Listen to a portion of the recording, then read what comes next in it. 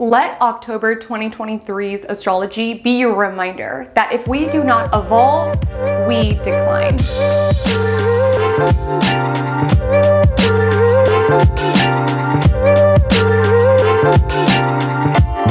Hi, my name is Comet, and welcome to my cosmic corner of the internet where we discuss all things astrology, and today all things eclipse season October 2023 and you. What karmic fated changes are coming your way in this month's astrology, courtesy of the cosmos? Because if you are familiar with eclipse season, you know that this is a time in which timelines are accelerated. And by that I mean people who were destined to come into your orbit, events that were destined to transpire, aspects of yourself that were destined to be shown out.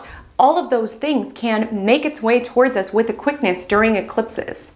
But equally, when we grant the space for new blessings to come into our life, we also need to grant the space for outdated aspects of our life to fall away, relationships that have outlived their purpose, aspects of our life that no longer serve us, aspects of ourselves where we are clinging to an old iteration of our lives rather than surrendering into the new. Things during eclipses can feel very chaotic. It can feel very intense. This can be a time in which major changes are thrust upon you, or you may be contemplating making a huge shift yourself. And eclipse season tends to be intense. Things come into our universe, things are taken away from our universe, and I want you to remember as you navigate this season, let this be your solace in that the events that occur within the eclipse window, around the eclipses, were destined to unfold. And we only see within our vantage point as humans, and it is considered, particularly within traditional astrology, that when we talk about eclipses, it's more big picture, universal, karmic, fated events that are occurring. And oftentimes within our human vantage point, we could be clinging to something like, no, but I want this, don't take this from me. But the universe knows that this ending is setting you up for a new beginning, and one that is even more aligned as it relates to your growth, as it relates to your rebirth. You must trust and let that be solace for your soul as you navigate this season, that nothing that is truly for you will be taken from you. And if somebody reveals their true colors, or you realize that a workplace is toxic, or some other unpleasant event unfolds, you can rest easy within the knowledge around there's a reason why the universe wanted to expose this information to me. That's going to be important because both of these eclipses aspect Mercury. So there could be information that is coming out that is forcing us to make a decision that revolutionizes our life. But trust and know that at this time, the information that is being revealed, the events that are transpiring, the people that you are meeting, the people who are departing your life, nothing is surface level. When it comes to things around eclipses, this is a time that karmic timelines that were destined to end can finally come to a close. People that were destined to come into your orbit to skyrocket your growth can come closer to you. There is a deeper level of significance to the events that transpire as we move into this season. This season will ask you to transform. It will ask you to evolve. Both of these eclipses aspect Pluto, and we also have Pluto stationing direct smack dab in the middle of these eclipses. And Pluto is the planet of transformation. It's the planet of evolution. And so there will be certain energetics as you navigate this month around having to face your fears, having to release something that you want to cling to. There even can be this energy around having claw marks into the old chapter of your life, or the old chapter of yourself, being like, no, I don't know if I'm ready for this. I don't know if I'm ready for my next chapter. But I guarantee you, even from your human vantage point, if you don't see it at this moment, the universe does. It knows your soul, it knows your story, it knows your karmic contracts, it knows the events that are destined to come into your orbit for you to become the person that you were destined to. So understand that things will become clear in time. And we are on a relatively new journey of where our work is, on where things are speeding up, on where our journey and our evolution is speeding up. Because these eclipses, they wrap up a story that's been playing for really the last 2 years, as well as initiating story around where a lot of our work will be towards the end of the year and moving into 2024. So it's important to pay attention to these eclipses, pay attention to the arenas of your chart that they will impact. We will break it down and understand that this is a time that fate will find you.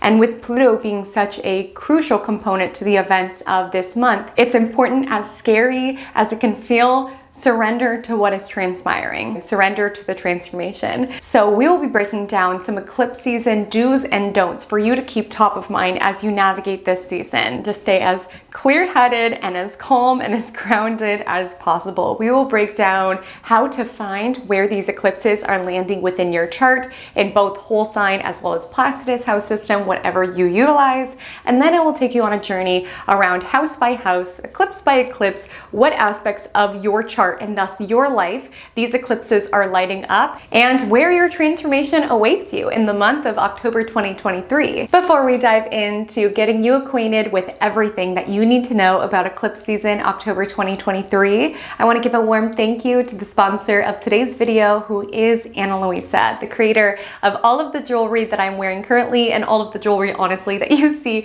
within most of my videos, because it is my favorite jewelry brand, and here's why. It is incredibly high quality. It elevates every single look. And with both of these eclipses landing in Venus-ruled signs, Libra and Taurus respectively, amidst the chaos of eclipse season, it may be important to just show up looking and feeling your best in order to navigate the shifts that the cosmos are doling our way. And seriously, when I put on Ana Luisa jewelry, the sparkles, the beauty, it just allows me to walk into my world showing up as the best version of myself, which is pretty important as we move into eclipse season. And the quality of Ana Luisa is honestly unmatched. When I was in New York this summer, I had my star necklace from Ana Luisa. That was the only necklace that I wore that entire trip. You know how it is when you're traveling, bouncing around from place to place. I didn't want to lose my jewelry by taking it on and off, so I just kept it on the entire time. I was in the shower, I was in the bath, I was in the hot tub, and when I say that necklace did not fade at all. Like,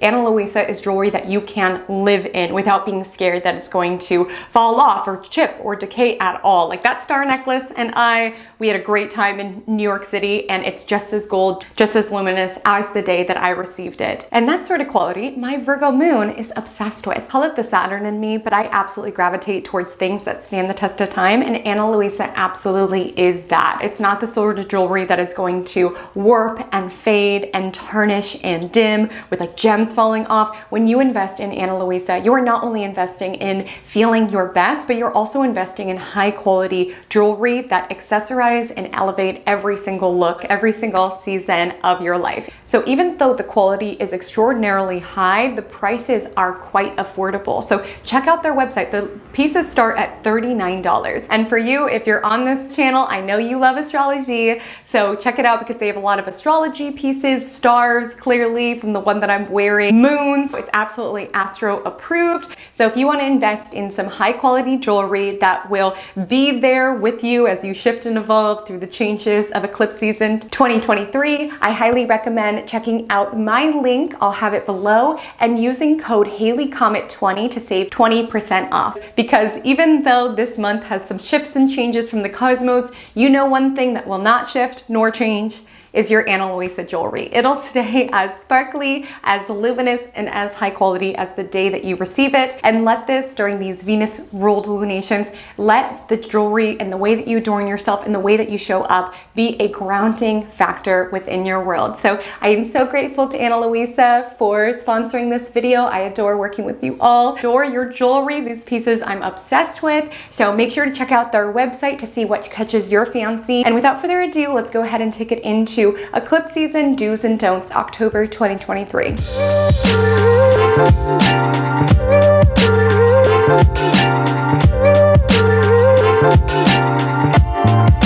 Of October 2023, there will be two eclipses, the Libra solar eclipse and the Taurus lunar eclipse, and we will break down the unique story that each of those lunations foretells. But before we do, I wanted to give you some eclipse do's and don'ts of some overall general wisdom to take with you as you move into this month's astrology, because the month of October 2023 can feel fraught with some tension and some intensity. So I do want you to bear in mind these tips and this wisdom just to ensure that you get through this month while maintaining sanity. And so the first tip that I would say, be diligent about your self-care. This tends to be a time in which we feel more erratic and hectic and all over the place. And people can be shorter with you. People can be ruder to you. You may feel the inclination of wanting to lash out towards others. Thus, it's extra important ground down, take care of yourself so that you don't let the eclipse season frenetic pace get the better of you. And my next tip is don't feel like you have to play God or force change. This is a month of change, but you will know where the universe is guiding you towards. Eclipses can make us feel this now or never sensation that we need to disrupt and change everything within our life. There can sometimes be this inclination around we just want to burn it all down and start over. We just want to fundamentally reinvent ourselves or reinvent our worlds altogether. And this is a time to relax into the flow of the changes that are being prompted for us, but don't feel like you have to force it. Don't feel like you have to move and break up with your partner and switch careers all at once. Eclipses can make us feel that way, like, my entire life is wrong, I need a shift. But strive to ground down, really observe what is stirring within you, where are you feeling guided within your world, and really just settling to allow the insights to come to the surface. Because after eclipses, we really see things differently. Eclipses make us feel a little bit more hectic, a little bit more all over the place. So it might be helpful to take the data of what October 2023's astrology shows for you and take that wisdom into November 2023 and just observe if you are craving the same shifts. Because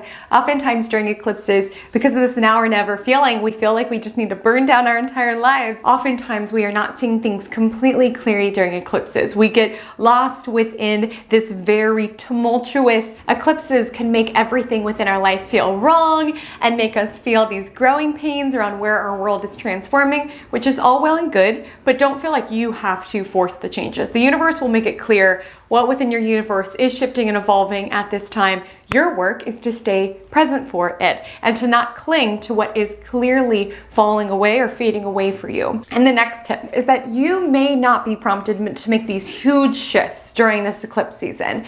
Strive to be there for those within your orbit who are.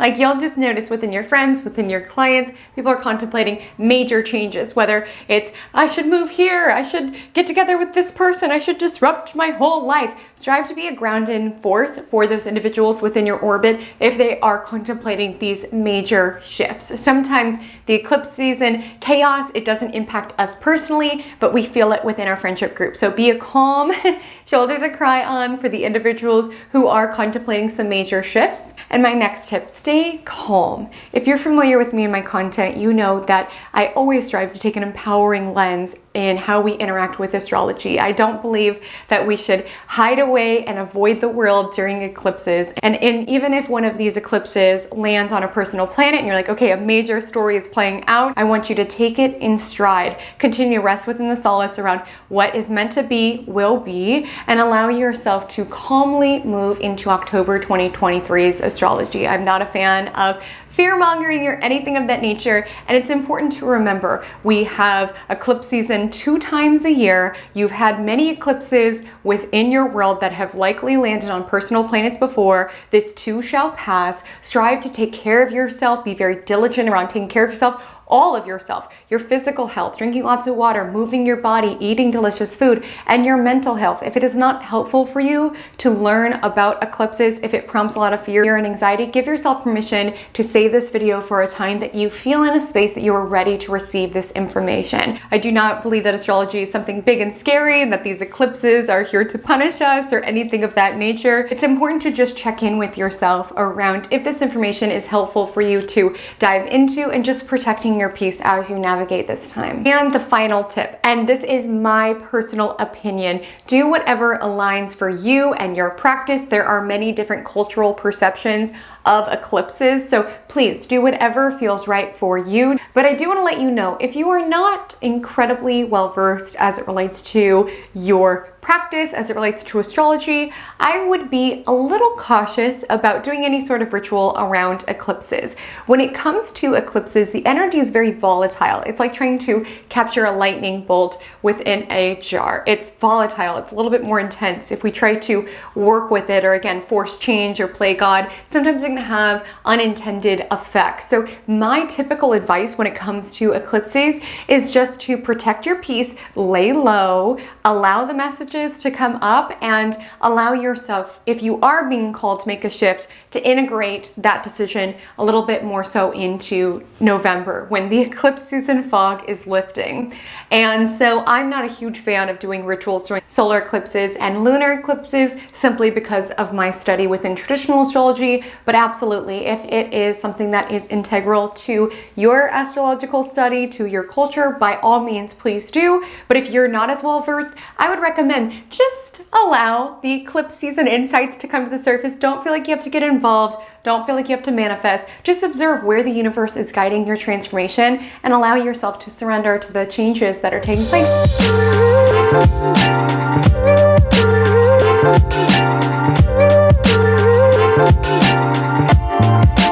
The first eclipse that we will experience within October 2023 is the Libra solar eclipse, which exacts on October 14th at 10:55 a.m. PDT. So please ensure to adjust to your time zone.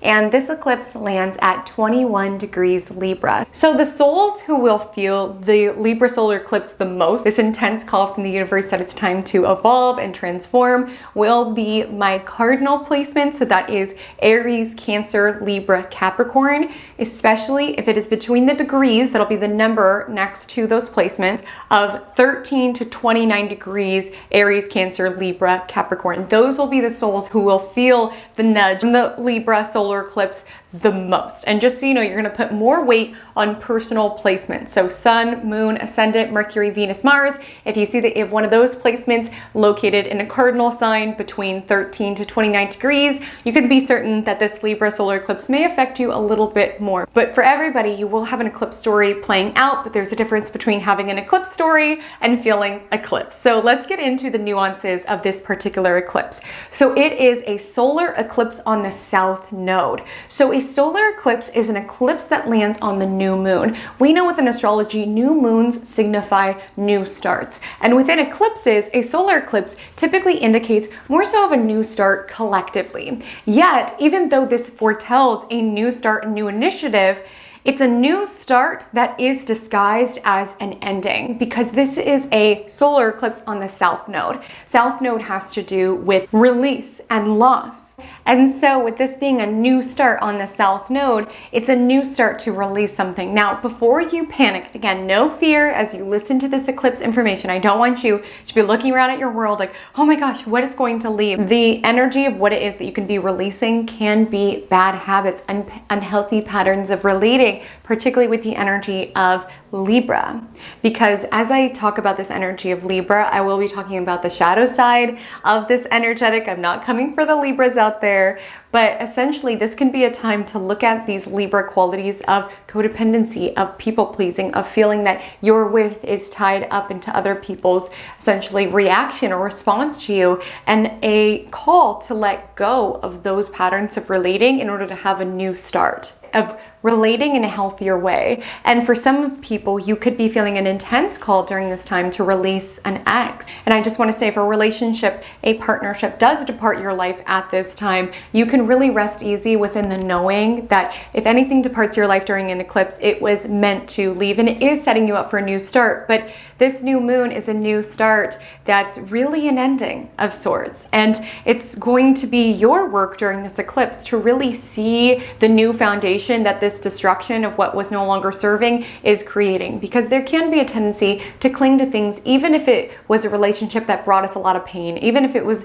a pattern that made us connect to people that really weren't for our highest and best good. It's still familiar, and it could still be a grieving to let go of something, even if it did bring a lot of pain into our universe. And I say this because this solar eclipse is opposing Chiron, and Chiron within astrology is the wounded healer. So when it comes to this energetic, it's really a new start that is going to be conducive for your healing journey, but it's around releasing. It's a releasing of a bad habit. It's a releasing of a partnership. It's a releasing of a certain relationship pattern that you've been ensnared in, a typical type that you go for, a typical approach of finding your value based in other people's feedback or response of you.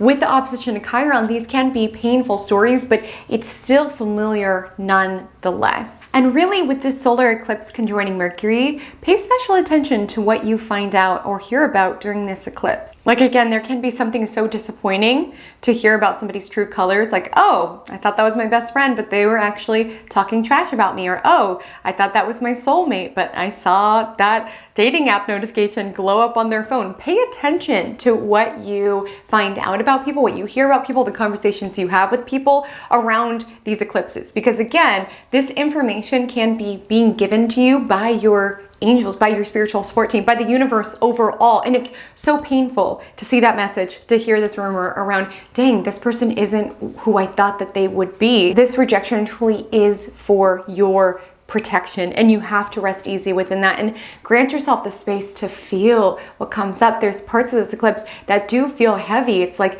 yes, if there's a breakup or a friendship breakup, or you find out something, yes, it is a new start, right? But it's a grieving of sorts, because you are having this space within your world because you've let go of this connection. It just makes me think of, a demolishing of a house, and it's like, yes, we have this new foundation, but we still have to clean up the rubble, right? We still have to heal from that relationship, from that connection. My take on this eclipse is to avoid just rushing back into another relationship, like feeling you have to build a house right away before you've even cleaned off the rubble. Because to a larger degree, from a collective standpoint, with South Node and Libra, it's less so about connecting just for surface reasons, or being in a relationship because that's easier than being on your own, or bridging from relationship to relationship without really prioritizing your healing work. Like the new start, the foundation that this destruction of this connection is creating, you don't feel like you have to build it right away. Give yourself space to grieve and to really feel the loss of what is leaving your life at this moment. Don't feel like you have to rebuild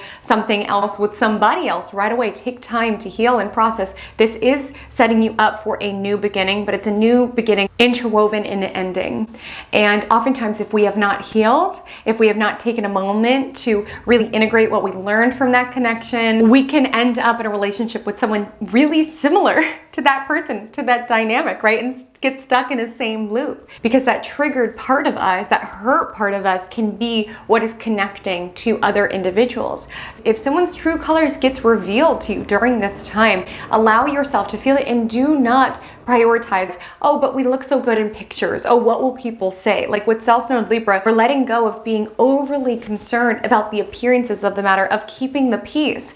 Like if it is a house that is crumbling and that is having detrimental effects to your life, that is a house, a connection that it's safe for you at this time to demolish, walk away from, and really allowing that contrast of what we don't want within a friend or within a partnership to clarify what it is that we do want within a connection. Really strive to find that clarity. Don't feel like you have to rebuild with somebody else right away. Because for those of you who read tarot, what I'm seeing within my mind's eye is the Tower card. Of course, I don't want anyone to panic. It won't be this dramatic for everybody, but I'm seeing this image around this energy around the tower's on fire, people are jumping out, and you are trying to put band-aids on this tower that is falling apart. Like maybe for some of you, you've been in a relationship, you're like, I know this is falling apart. I know this is not good for me. This tower is on fire and I'm here trying to put band-aids on it to fix it. Like sometimes demolishing can be a blessing because it creates a new foundation to build something stronger. And sometimes that fear around being on our own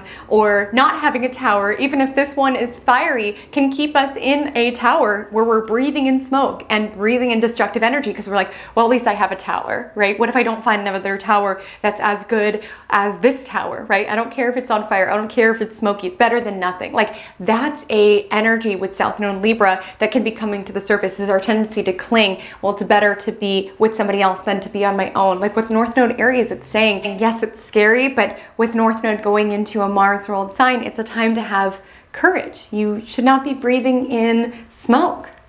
This solar eclipse opposes Chiron, so I just feel like there's a certain connection that can be within your world that is bringing more harm than good, whether it's somebody who intentionally triggers you or makes you feel insecure, makes you feel inadequate, or it's just something very destructive, like, oh, the tower's on fire, let me put band-aids on, like trying to fix something that's crumbling. Like, what new start would this demolition of this fiery tower start for you?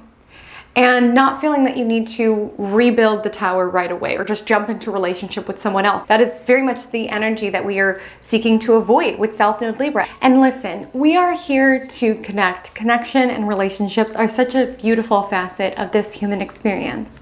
But with South Node Libra, it's signifying our collective need to feel coupled, to feel part of a partnership, for our lives to have value, and that's simply not the case. And with this energy, I don't want everyone to feel like you are going through a breakup. It's only going to be relationships that are rooted in toxicity, just with this opposition to Chiron and squaring Pluto, relationships that are founded purely for the reason of looking good together in pictures or making it easier within the friendship group, like things that are rooted in very shallow whys. Essentially, those are the relationships that during the solar eclipse, you may have an aha moment around, it's time for me to release this pattern in order to have a new start. And I do mean pattern because the answer for everybody isn't necessarily, demolishing this relationship in order to initiate our healing journey and have a new start for getting to know us, the me within the we, right? Getting to know your preferences, who it is that you are outside of this relationship. For some people, that may be the answer,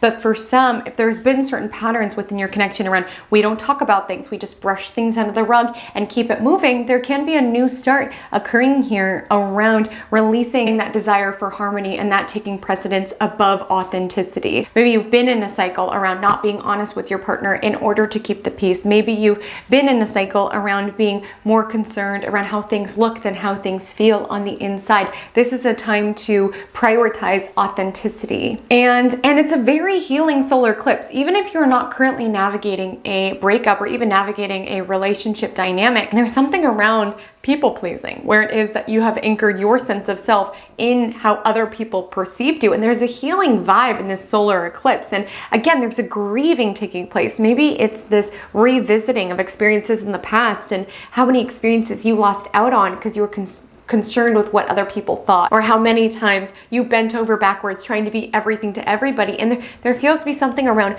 grieving that behavior, observing how that has interwoven itself throughout your life, maybe your childhood, your teenagehood, your adulthood, maybe observing these shadow sides of Libra energy, keeping the peace, finding our own value in other people's eyes, codependency, people pleasing, endless deliberation without trusting our own instincts. There's an energy around grieving that and grieving what could have been had you learned to trust yourself earlier. And that's heavy, and it's hard when we get into a space around what would my life had looked like had I shed these patterns earlier. And you can grieve that, grieve who you would have been had you allow your authenticity to flourish, grieve who you would have been had you not been in the orbit of that toxic relationship. You can grieve it, but you know that you cannot change it. So it's almost like there's a final release, a final push of either grieving a behavior within you or grieving a relationship or grieving a pattern of relating, and a final push to get that out of your orbit to really have a new start. And this is the first eclipse that we have officially in the South Node Libra. So there can be some new, essentially, themes coming up, themes that you were not aware of prior to this eclipse. Make sure to check out the North Node Aries, South Node Libra video to get more insight on what this story is overall. But know that a new story is playing out, and it's a new story that's involved in an ending and in a grieving. Either grieving who it is that you have been, the people pleaser, maybe the person who jumps from relationship to relationship, the person who molds their identity to what will make them the most likable to others. There's a grieving of that energy, and maybe that was an armor. Maybe that was a protective strategy for you around, if I could mold and be what other people want me to be, I won't feel rejected for being my own self. So it's safer for me to build this false self, this veneer where I keep everything under the surface and it always looks pretty and it always looks polished so that nobody can hurt me. Because if they don't know the real me, they can't hurt me. And it's time, and the cosmos is signaling that it's time to release this pattern. It may have protected you and served you up to this point, but it's no longer serving you moving forward. Embracing messiness with North Node and Aries, embracing authenticity, embracing a life where you feel safe to follow your instincts. You don't feel like you have to deliberate back and forth as though there's a right answer and a wrong answer. You trust You feel safe and comfortable going after your desires and taking up space and stating your needs. Because with Libra being a sign that is about other people, and it's also the scale, it's about what's fair and what's equitable for all. And it just feels like there's a story playing out here around observing tendencies within you to continually put other people first, and the hurt that sort of behavior has invited into your universe with the opposition to Chiron. And with the square to Pluto, you could have to kind of face some fears involved within the solar eclipse around, yes, this relationship might be toxic, this tower might be on fire, but it's better than the unknown, right? It's better than having to step out on my own. Living a false life is better than stepping out on my own regard and allowing myself to be truly and vulnerably seen. Like with the square to Pluto, you can feel that fear coming in around, I don't know what the next iteration of my life is going to look like, but you are encouraged during this time to embrace authenticity. Like Pluto is really around breaking things down, getting to the core, right? Getting to the bones of the tower in order to rebuild and to rebuild more authentically who it is that you are, and allowing yourself to be seen within those deeper components to who it is that you are. And I find it interesting because both of these lunations, as I highlighted earlier when I was talking about my jewelry, both are answering to Venus, who is in its fall of Virgo opposing Neptune. So there's almost like this false self that you felt like you've had to create to be liked, to feel accepted, to feel good enough. And that's what's crumbling down because it's not sustainable any longer to hide yourself behind this mask. And I'll be forthright. When Pluto energy is in an eclipse, people may not like this transformed version of you. People who are used to, eroding at your boundaries and making you be what they wanted you to be, they may not like when you arise within your authenticity. But the right connections for you will allow so much depth, because the thing is with this eclipse squaring Pluto is that our growth is stagnated when we are essentially performing or playing a false sense of self. It is stagnated because it's so much work to construct an identity and to play that day in and day out. And I just don't want you to get to a space. Like for some of you, I feel this energy around, there's like a grieving on the first portion of your life around, maybe you've already done this work and crumbled the false self, and there's this grieving around, I feel so sad for the version of me in my early 20s and how hard she tried to make everyone like her, or how much the younger version of myself, how much he anchored his value within relationships. I feel so sad. Again, we can't change it. But what I want to say currently, some people will be having that revelation. Some of you will be having this moment where you're like, that's where I'm going to be. I'm going to be older, looking at this period of my life and feeling so sad for losing out on the opportunity around who could I have been had I just allowed my own authenticity to be unfolded. Where would my creativity would have taken me? What beautiful, deep, soul-nourishing connections would I have created had I just allowed myself to truly be seen? Who could I have been? What could my life have been? I don't want you to get to a place of contemplating that. So for some of you with this lunation on Mercury, there's either a message, a conversation, a text, something that you're seeing that's making it clear somebody's true colors through nature. For some of you, it's just like this epiphany energy around observing this South Node Libra energy within your world and taking your power back. But again, it is a crumbling, around the version of you that you've constructed to be as appealing as possible romantically. Because just to give an example, when we talk about this energy around grieving who you could have been and what life could have been, there's almost this energy around, with Libra, it's how things look, right? And it's about relationships and connections. So if you've been someone who has crafted your sense of style around what you feel will be the most appealing to the individuals that you are attracted to so that you can get into a relationship, like when your style is anchored around what will other people think about it, what will be the most appealing so I can get in a relationship because that is the goal, right?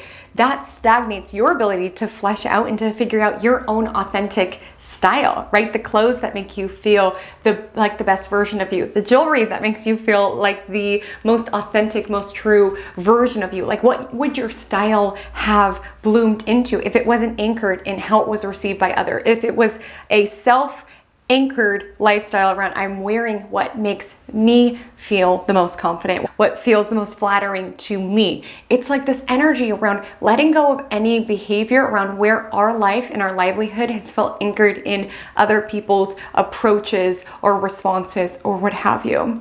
And it may take time with this axis cycle for you to be able to get to the silver lining of that. Like for some of you, it could be deep within that energy of the crumbling around, wow, I don't know what to wear any longer because I wore what my partner liked to see me in, and I don't even know my authentic style. I don't even know what I like to eat for dinner because my lifestyle was carved around this person. There could be a crumbling of that. Or maybe for some of you, you're just observing how your personality has been anchored within the people that were in your orbit at that moment and contemplating, well, who am I? Like South Node, it can be kind of a vacuum sensation. It can make us feel quite lost. And so don't feel like the clarity is going to come in right now. What I will say is with this lunation on Mercury, there is a revelation, there is an aha, but you might not get to the authentic style quite yet, right? But there's an awareness around, I don't know my authentic style because it was carved around this person. These behaviors of mine were carved around this person. And again, whether we are literally releasing someone during this solar eclipse or whether we are releasing a pattern around, it's time for me to be centered in my own world and not find my value around these individuals. That's what this solar eclipse is. It's not necessarily a time that you're going to be like, and I know exactly who I'm going to be. Embrace the sensation of being lost. Like that feels really important to tell you that there will be parts to this solar eclipse where it's like, I don't recognize myself. Like I recognize how these behaviors, how this relationship, how this partnership, how these patterns, how they've brought toxicity and pain into my world. But I don't know what I'm stepping into by releasing this. And you don't have to at this moment. All you need to know at this moment in time is what is no longer serving you within this sector of your chart, which we will get into, and knowing that the releasing is paving the way for a new start. Eclipse energy echoes out for the next 6 months, so it may take time for that new start to become abundantly clear. But I'm telling you, from your human vantage point, you may not see it at this point in time, but the universe does. And I promise to you that the demolishing of this tower that's burning down and not sustainable and isn't conducive for your authenticity, I guarantee you it is paving a solid foundation for the most authentic, most embodied version of yourself.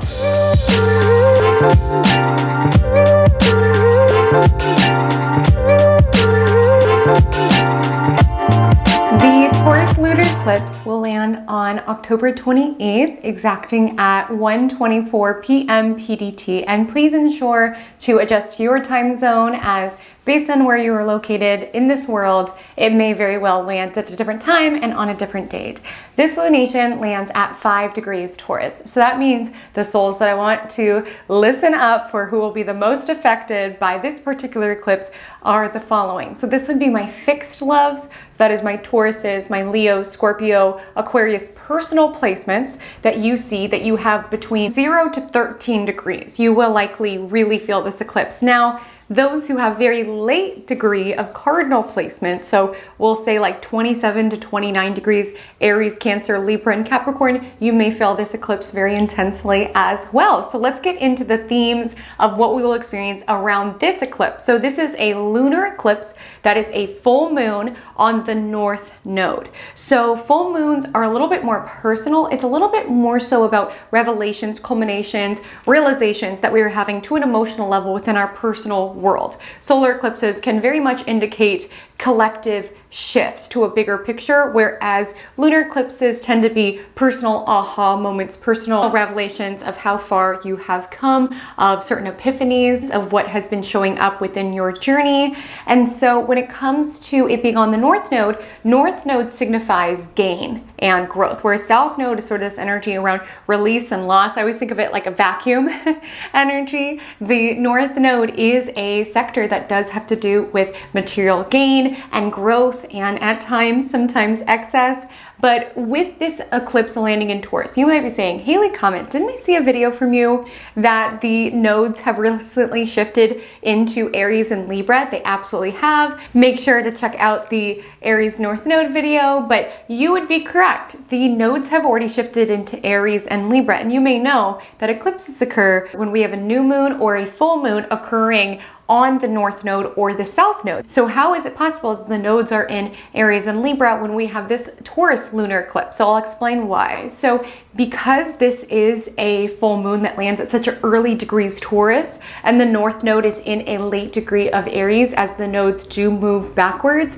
they are technically conjoining, even though they're in different sides. So yes, the themes of Aries are really what we're being guided and nudged to prioritize at this moment, but this full moon is in Taurus, which is really signifying and wrapping up the work that we've been embarking on really for the past 2 years around prioritizing these more Taurus themes of stability and letting go of certain themes of Scorpio, of self-destructiveness, all or nothing tendency. Like the energy of North Node and Taurus is about really grounding down, building step by step. So this full moon feels like a graduation of that theme, because this will be the final eclipse that we have within this axis. So it is this final revelation and perhaps even this final celebration of how far you have come within the Taurus sector of your chart. Of course, we'll be chatting about it in a moment. And yes, there is this feeling when it comes to this eclipse around, wow, I've come so far, but the work still continues. There's a vibe about this eclipse, because when it comes to North Node, there is something very hungry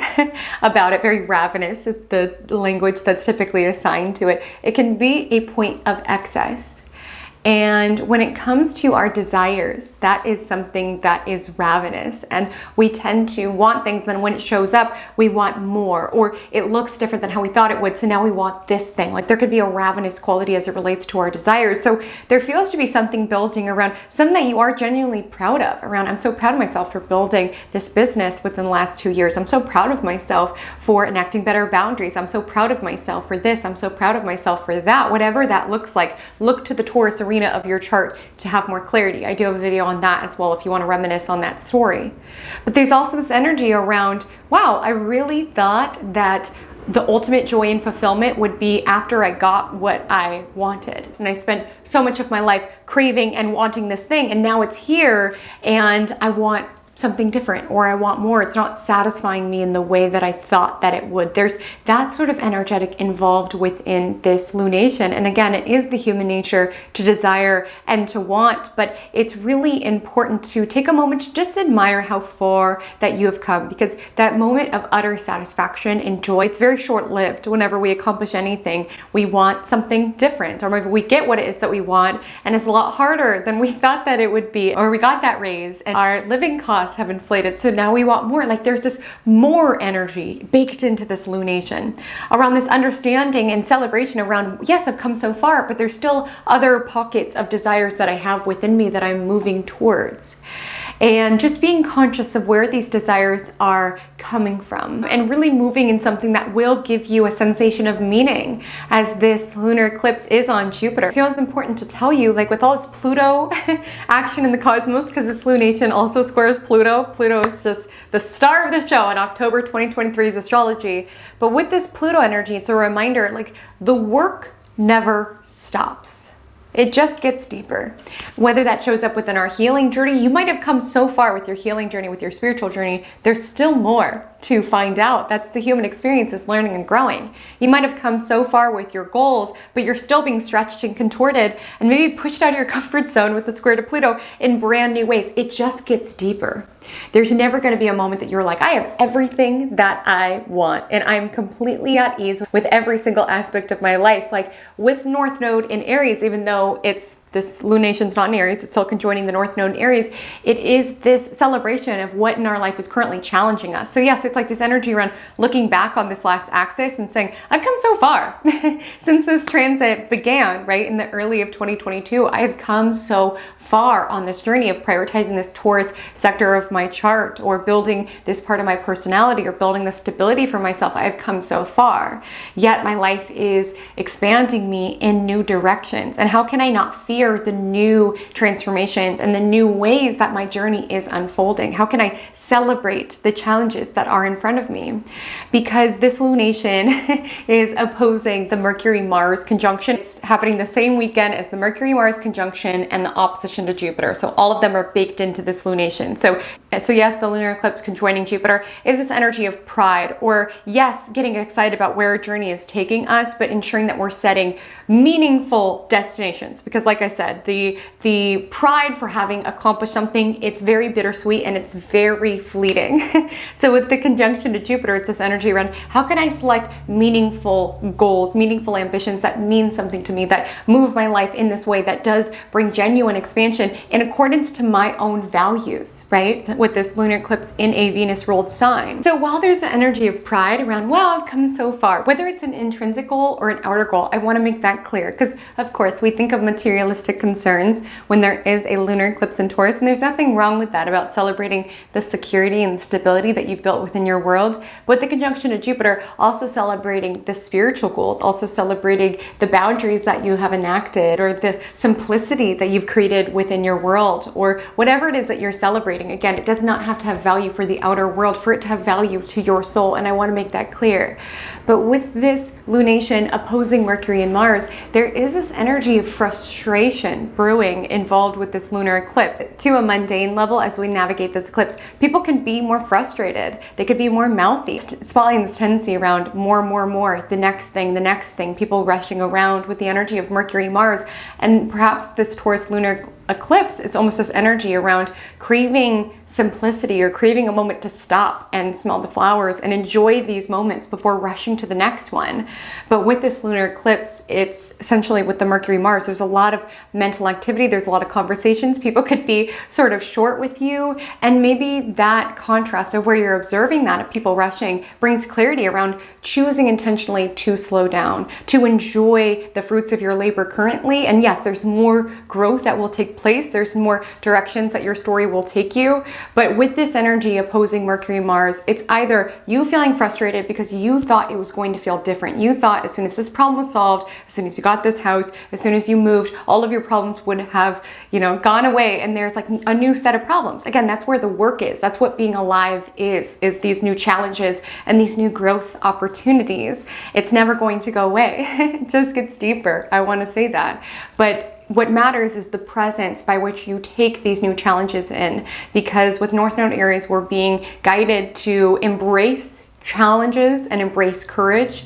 But with this full moon on Taurus, it's like, are we allowing ourselves to be present and to enjoy this current chapter while we build the next one, right? Like there's almost this energy around slowing down. Like I almost just see with the Mercury Mars, there's going to be a lot of activity, a lot of conversations. Got to get to this party this Halloween weekend. Got to get to this party. Gotta beat this traffic. Whatever. Just rushing and rushing and rushing. And there's just this wake up call is what it feels like around what truly matters. I like really wanting to slow down and be present with the current chapter that you are building, with the current skills that you are unearthing, with the current you that you are becoming. There's almost this energy around, okay, the problems will never stop. The to-dos will never completely get done. There will always be somewhere that we should be going or something that we should be doing. What matters is the presence that we bring within these experiences. Because the energy of Taurus is about our senses. It's about what it is that we taste, touch, see, and smell. So there's almost this energy around celebrating how far you've come, enjoying the fruits of the labor that you've built to get to this point, taking a moment and like, yes, maybe you're in somewhere different and it has a whole new set of challenges. That's where your work is, but also appreciating past you for the diligence of getting you to this point. Again, I keep referencing material concerns, but your pride could extend beyond that. There's just an ask around, take a moment, celebrate how far you have come, get excited about, yes, the work that is continuing, but remember to be fully within this chapter. And I just feel like this energy with Mercury, Mars, whether there's an argumentative vibe around people living their life in conflict or rushing around or trying to battle with you, like choosing where it is that you can choose peace. Again, it's not going to be easy. Your journey, this experience that we call life, will always be challenged in new directions. But there's this energy around, how can I intentionally move into my tasks and move into my to-dos with this element of presence around really just being here, around soaking up these moments of beauty and soaking up these moments of pleasure and enjoyment before I just like rush to the next one. There's just something that feels important to say here. And with both of these eclipses squaring Pluto and Pluto stationing direct, Pluto energy can sometimes sharpen into awareness what really matters in life. And again, no fear at all. Okay, I don't want anyone to go into this eclipse fearing what will transpire. But what I will say is that when it comes to Pluto energy, Pluto is the planet of grief. As I highlighted, it's the planet of death. Don't get scared. Nobody's dying. Okay. Take a deep breath. But what I am saying is that nothing is as sobering and as clarifying as death. Like, it is the great equalizer, essentially. And oftentimes when we're rushing from place to place to place to place to place, we forget that time is going by. It's only when, somebody within our orbit has a health scare or something of that nature that everything gets snapped into focus around what truly matters out of life. And so with this eclipse, there's like the sobering energy around what matters within life, because the to-dos will never be done completely. We will always have annoying people at work. Like, seriously, with the Mercury-Mars energy, you might find some conflict in the actual weekend of this eclipse. But there's also this energy around, wow, my life is going by. I need to seize it. I need to enjoy it. I need to be present within this chapter as I build the next one. There's this interesting energy involved in this eclipse. Actually, both of them, this came up, but in different ways, in that there's this energy around not wanting to waste any time. Because again, Pluto, with it being this very intense planet, kind of snaps us into awareness around what really matters in life, right? And being less concerned around all of the things that we have to do and just being more concerned with life and living. Because when it comes to Pluto energy, when we understand death, we understand life. And with this lunar eclipse in Taurus, it's like, how can I stop and smell the flowers within this moment? How can I take a pause? How can I reach out and tell people how much I love them? Again, it's nothing scary. I just feel like Pluto energy really snaps us into awareness around understanding, wow, like within the last 2 years with North Node and Taurus, I was so wanting to build this arena of my life, and now I got what it is that I wanted, but now I'm working so hard on the next thing that I haven't even taken a moment to enjoy it. There's just this energy, this celestial spotlight on this quality of more items around more, the next thing, and just taking a moment, slowing down, understanding, yes, the work will continue. Okay, we have a whole new story with North Node and Aries building, but this energy around appreciating how far you have come to this point and taking a moment to just celebrate this chapter. Because what eclipses remind us and what Pluto energy reminds us is that life is continually transforming, and you don't want to grieve this chapter and realize, I was never even present when I was there. I was so busy trying to get to the next chapter. Take a moment, soak up the current lessons of life school, and know that yes, life is transforming. Every single day is a grieving of the day prior. And I say that not to be morbid, not to be intense, but really just to snap in this awareness of urgency, of the urgency and the immediacy to really just live while you are alive, to really just be present within these moments as they are going by. That feels important to signal with this eclipse. So now that we've gotten you familiar with the eclipses, let's talk about where these themes are coming to the surface within your universe with your house by house eclipse analysis.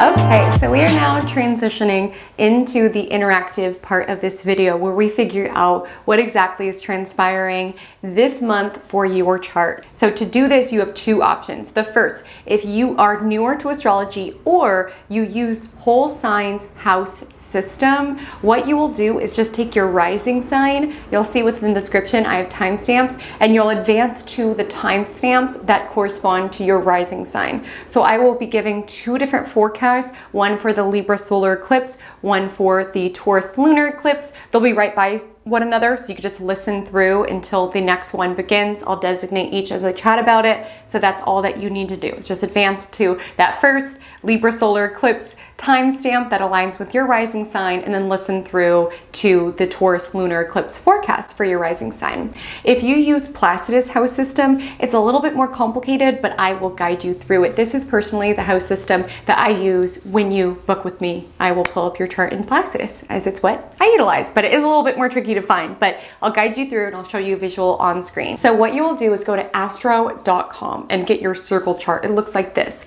You'll want to find where 21 degrees Libra lands to figure out where the Libra solar eclipse is, and you'll want to see where 5 degrees Taurus lands to see where the Taurus lunar eclipse is. So firstly, let's find 21 degrees Libra and figure out where the solar eclipse is bringing up within your chart. So I'm circling the Libra symbol on screen. It's yellow, and we'll want to see where Libra begins. Libra begins where Virgo ends. I'm circling the Virgo symbol on screen. It looks like an M with the tail tucked in green. So this is 0 degrees Libra. These little grid marks signify increments of 5. So it goes 5, 10, that grid mark's a little bigger, 15, 20.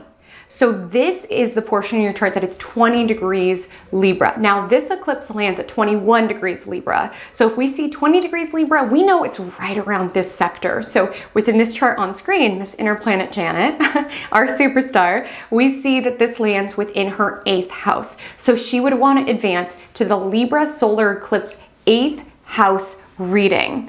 Now there's 2 eclipses, so we'll also want to see and figure out where the lunar eclipse is landing for Inner Planet Janet. And so we'll want to find 5 degrees Taurus. So the Taurus symbol looks like this. I'm circling on screen. It is green. Where Aries stops, Taurus begins. Aries looks like this, it is red. Amazing. So that first grid mark signifies 5 degrees Taurus. So right where that grid mark is, you'll look towards the inner ring, that little number, and that'll be the timestamp that you will advance to for the Taurus lunar eclipse. So we see that the Taurus lunar eclipse lands within the 2nd house of our astrological natal chart. So sometimes they'll be right beside one another, so you can just listen through. But because Placidus takes an exact look to where, particularly in your chart, these eclipses land, you may need to advance to find mix and match where the solar eclipse lands and where the lunar eclipse lands. So write it down, get your timestamps below. So now that you have the timestamps of where exactly your eclipse story is taking place, let's go ahead and take our house by house eclipse season deep dive. If the Libra solar eclipse 2023 lands within the 1st house of your astrological natal chart, you may potentially be a Libra rising, you may not be a Libra rising, but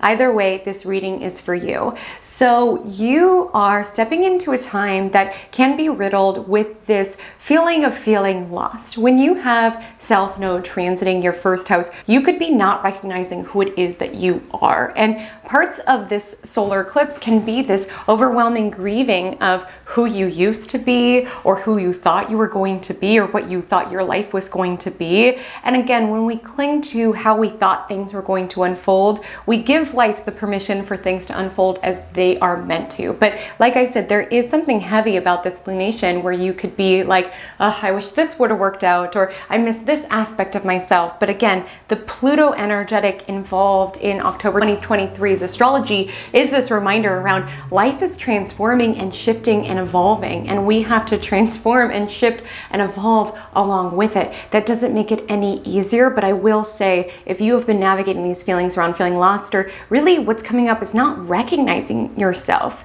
understand you don't recognize yourself nor your life because it's shifting into something you have never been to before. You're stepping out of your comfort zone in this time, and oftentimes this transit can be marked with a major spiritual time. Like sometimes with South Node, we are contemplating loss, whether we are letting go of a dream that we thought would work out, whether we are letting go of an era of our life, letting go of a significant chapter of who it is that we've been.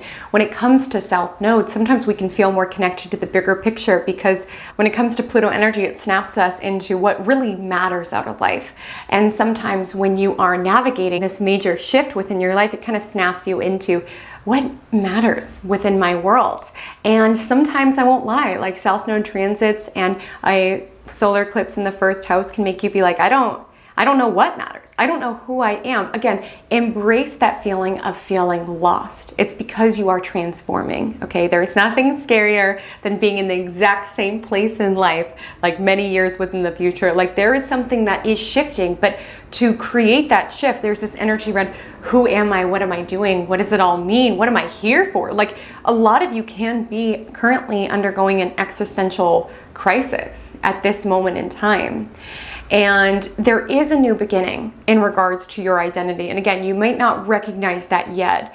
What you're being aware of around this time is that there's something that you are releasing and letting go of, a role that you have been. Maybe it's a role that you've been within your friendship group or within a relationship. And there is this energy to release that in order to step into a new way of being. Some of you, there's a story here around letting go of being seen as a people pleaser, constantly having your identity tethered around how liked you are. Like there's something shifting here. And when it comes to Pluto energy, like you're not scared about not being liked any longer. Like you're tapping into the urgency of wanting to live in life in alignment with who it is that you are and the talents that you have and the you that you are destined to be. And you're shedding anything that no longer feels aligned with self. And I just feel this energy around some of you are missing a simpler time. You're craving a simpler time. You want to go back to when things were simpler, right? But the push and the prod from the universe is to keep moving forward and to identify parts of your journey. Maybe for some of you, it is not so sad of a grieving. Maybe you're ready to release this chapter, right? You're contemplating with the opposition to Chiron how much pain this brought into your experience, these behaviors within you. But there's still this energy around, I don't know who I am outside of this pattern of relating. I don't know who it is that I am when I'm not being a martyr. I don't know who it is that I am outside this relationship, but you get the opportunity to find out and to carve it. And there's something coming through around tapping into what matters in life. As I highlighted, there's a spiritual tone. You could find that you are feeling less materialistic at this time. And you're really wanting to live a life that is in accordance with meaning. And what I will say, it may not happen around these eclipses, but I do believe that new people are coming into your orbit. But sometimes when we have eclipses in 1st and 7th, which won't be the case for everybody, but for a lot of you it will be 1st and 7th. But when you have eclipses here, sometimes there can be changes as it relates to relationships, meeting someone who opens up your mind, like really meeting people who you have a soul contract with, some karma with, or something of that nature, like meeting someone who is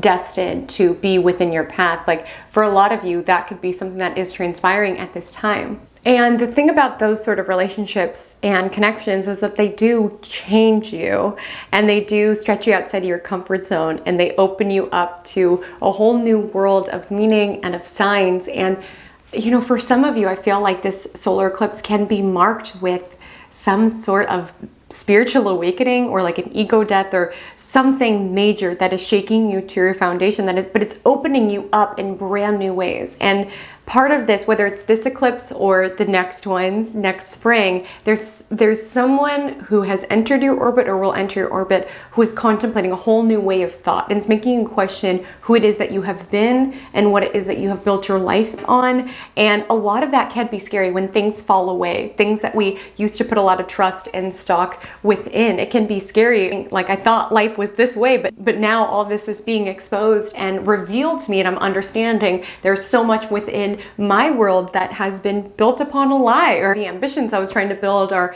a lie. Family unit, I'm seeing all the toxicity. Like, once you see something, you can't unsee it. And some of these revelations are uncomfortable with this eclipse conjoining Mercury, but what I will say is it's setting you free. Once you know something, you can't unknow it, and this knowledge is giving you more power to build your most aligned life. So what I will say is embrace the liminal space of where it is that you are currently. If you are feeling lost right now, I'm telling you right now, you are aligned with the cosmos and you are shifting, you are transforming. Be open to other people and their perspectives. Be open to new iterations of yourself. This is all aiding your transformation. If the Taurus lunar eclipse lands within the 8th house of your astrological natal chart, this message is for you. You may potentially be a Libra ascendant, you potentially may not be, but either way, the eclipse story is signaling how safe or unsafe you feel to receive. And this could show up within your marriage, within your connections, how safe you feel to receive support from them, to feel the stability with the energy of Taurus that can come through inviting in support from people around you, but also the stability that can be gifted to you from the cosmos when you relax into the unavoidable. And I know that sounds like a juxtaposition, and in some ways it is, because Taurus is about essentially feeling grounded and feeling anchored, and 8th house is a house of what cannot be controlled. It's death and taxes.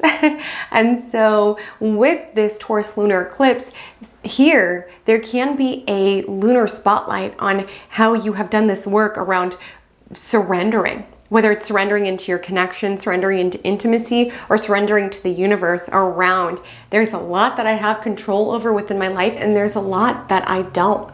And it's like relinquishing the battle of where it is that you've been fighting and forcing, and allowing yourself to sink within this knowledge around, I am divinely guided and protected, and may I continue to build my legacy and what is truly important to me. Because 8th house is about death. Again, nothing scary, but there can be a spotlight on what truly matters to your soul, right? And allowing that to be a grounding force within your universe. Some of you are experiencing drama as it relates to shared resources. There can be bickering or fights over inheritances or alimony or some sort of lawsuit or something of that nature can be signaling here, because like I said, this lunar eclipse does involve Mercury and Mars, which can be about squabbles and disputes within this arena. And eclipses can absolutely heighten that as well. With this Taurus lunar eclipse conjoining Jupiter, this is about gain. So there can be something that you are fighting for or advocating for in order to have this stability that's coming in from other people's support or money that is owed to you. But also just understanding Jupiter and North Node can both be excessive influences. So just being cautious around which battles are truly worth it and which are not. Like I said, this is a big picture lunation around what matters in this world. Like, do I want to prolong this lawsuit for another 3 years to get an extra portion of money? Or do I want to invite in more conflict? Or am I going to choose peace? Am I going to trust within the bigger cycles? Some of you with this energy, you can be dialing up your mediumship abilities, or just maybe what's the grounding force for you has been the occult, diving into, secrets, what's beneath the surface. Maybe that's been something that's been anchoring for you for the past 2 years during the North Node in Taurus transit.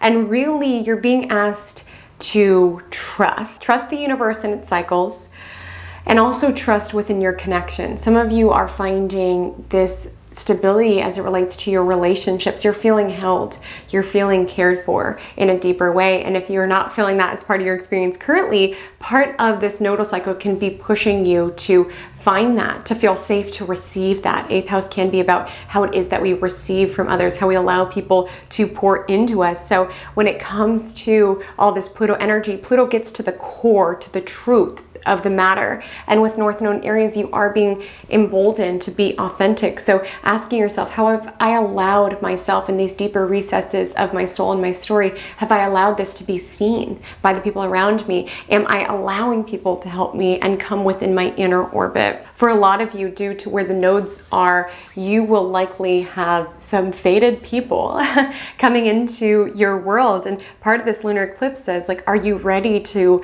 invite in this more soulful, more intimate love into your heart and soul? Like, are you ready for that? Are you ready to be seen? Basically, are you ready to shed whatever within you is not aligned with your true essence? And are you ready to really call in partnerships that see you and support you within that? And with this lunar eclipse on the 8th house, it can be bringing up stories around trust issues or any sort of resistance to receive. You're always the helpful one, the strong one. Is that serving you? Is that allowing the deeper recesses of your soul to be seen? Those are some questions to ponder as this lunar eclipse lands within the 8th house.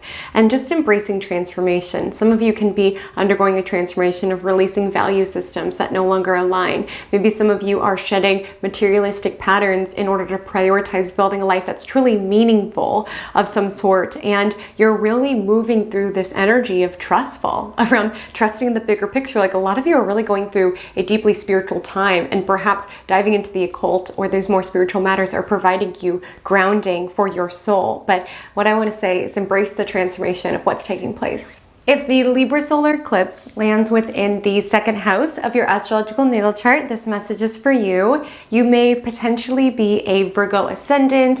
You potentially may not be. Either way, this is what is building in the cosmos in the month of October 2023. So you are experiencing this new start that is tied to releasing ways or beliefs of making money. For some of you, you may find this month is marked with this time around wanting to take yourself out of the rat race is really the vibe around. Perhaps you've been on this journey around just trying to earn more and more money, and there's just almost this vibe as it relates to this transit where it's just like enough is enough. Like, I feel like my life is going by. I feel like so much of my energy is just consumed with gotta make money, gotta go to the next thing. And for some of you, you're craving a more heart-centered, soul-centric approach to life and to living, one that's not just consumed by material needs. And obviously, living on planet Earth, we do need money and resources. I'm not saying everybody's going to quit their job during this solar eclipse, but for some of you, you may be, or you might be reprioritizing aspects of your business to maybe take a slight pay cut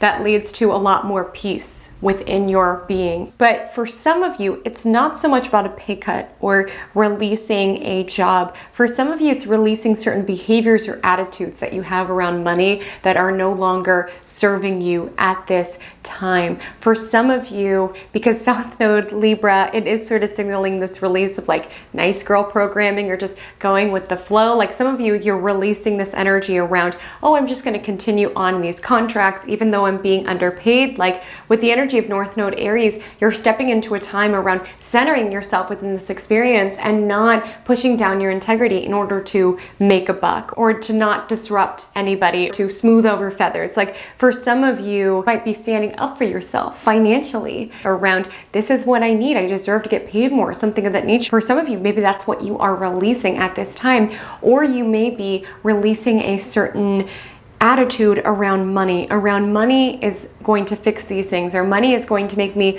more attractive as it relates to a partnership or a mate, like Libra-like themes, or this energy around people are going to use me for my money. Like just really investigating your relationship with money and contemplating what messages and themes are no longer serving you. And for some of you, you're experiencing this shift as it relates to your values. Maybe there's certain values that you have that are not serving you any longer. And it's a time to be more open and to live a life more so about experience and to feel really alive while you are here with this time on this planet. So for some of you, if your life has just really been around gotta make enough and gotta take every opportunity that comes in, like for some of you, you might be taking a back seat or just contemplating what attitudes and behaviors you have around money, your relationship with money, and if it's serving you, if it makes sense within your experience, if you are denying yourself the opportunity to really live while you are alive. Because it's important to highlight when we have eclipses in the second house,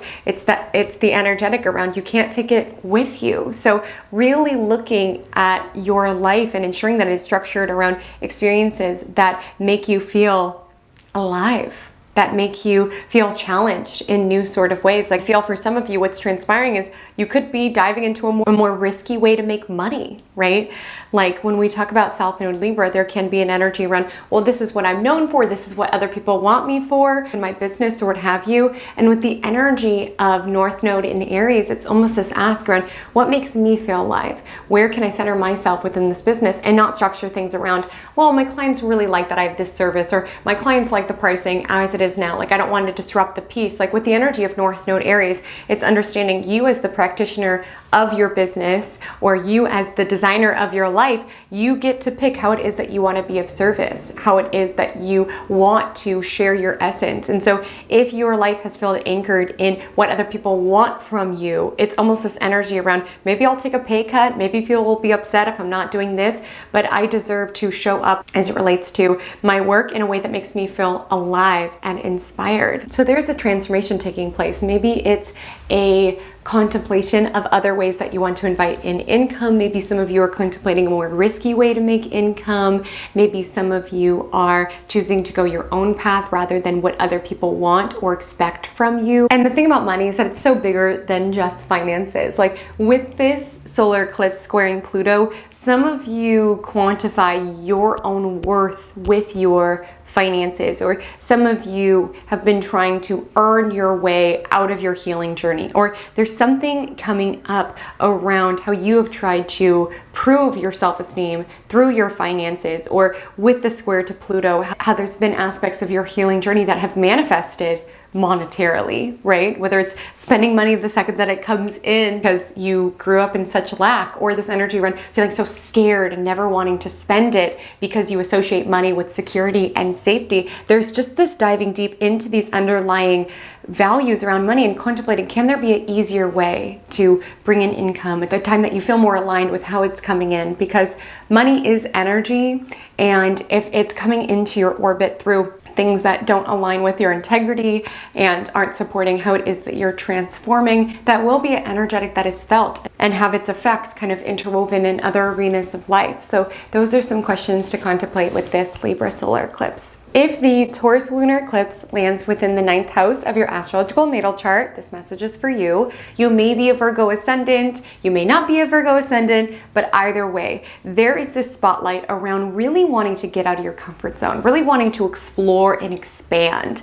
And for some of you, this expansion is taking place in craving an adventure, right? In wanting to get out of your comfort zone, in a sense, wanting your life to be anchored more in the experiences that make you feel alive, whether that is traveling, academia, philosophy, spirituality. There's this nudge within your soul to really want to attune to your life for the forest of it and not just the trees. Some of you have been so absorbed within the day-to-day that it's been hard to be like, what am I here for? What am I doing here? What is my legacy? And like I said, there's something awakening within all of the collective, really with the Pluto aspects involved in these eclipses around what matters within this life. Like, time is going by. What matters to me? What are experiences that I'm going to be so grateful that I did with my time here? And am I prioritizing them enough? And for some of you with this eclipse, it is involved with Mercury and Mars within the 3rd house. Maybe you're having to get to what matters to you. You can be experiencing gossip within your orbit, or other people's opinions, or how they think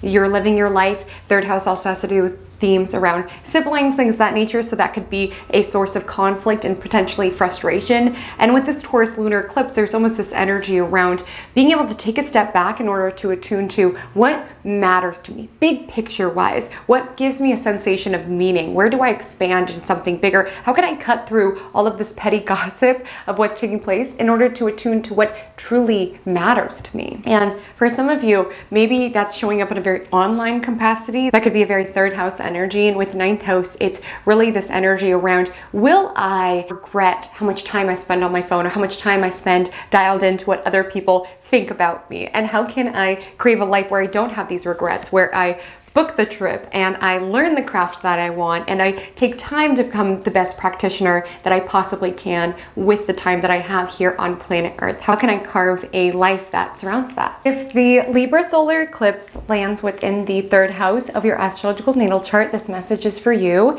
You may potentially be a Leo rising, or you just have 21 degrees Libra located within the 3rd house of your natal chart. Either way, there is a new beginning disguised as an ending involved in your 3rd house. So I'm going to name a couple of ways that you can feel this energy come to the surface. Firstly, you are being overall guided, and there is more information in the North Node in Aries video, but overall you're being guided to attune to the big picture meaning of your life and to prioritize honest self-expression and integrity and authenticity, these Aries-like themes.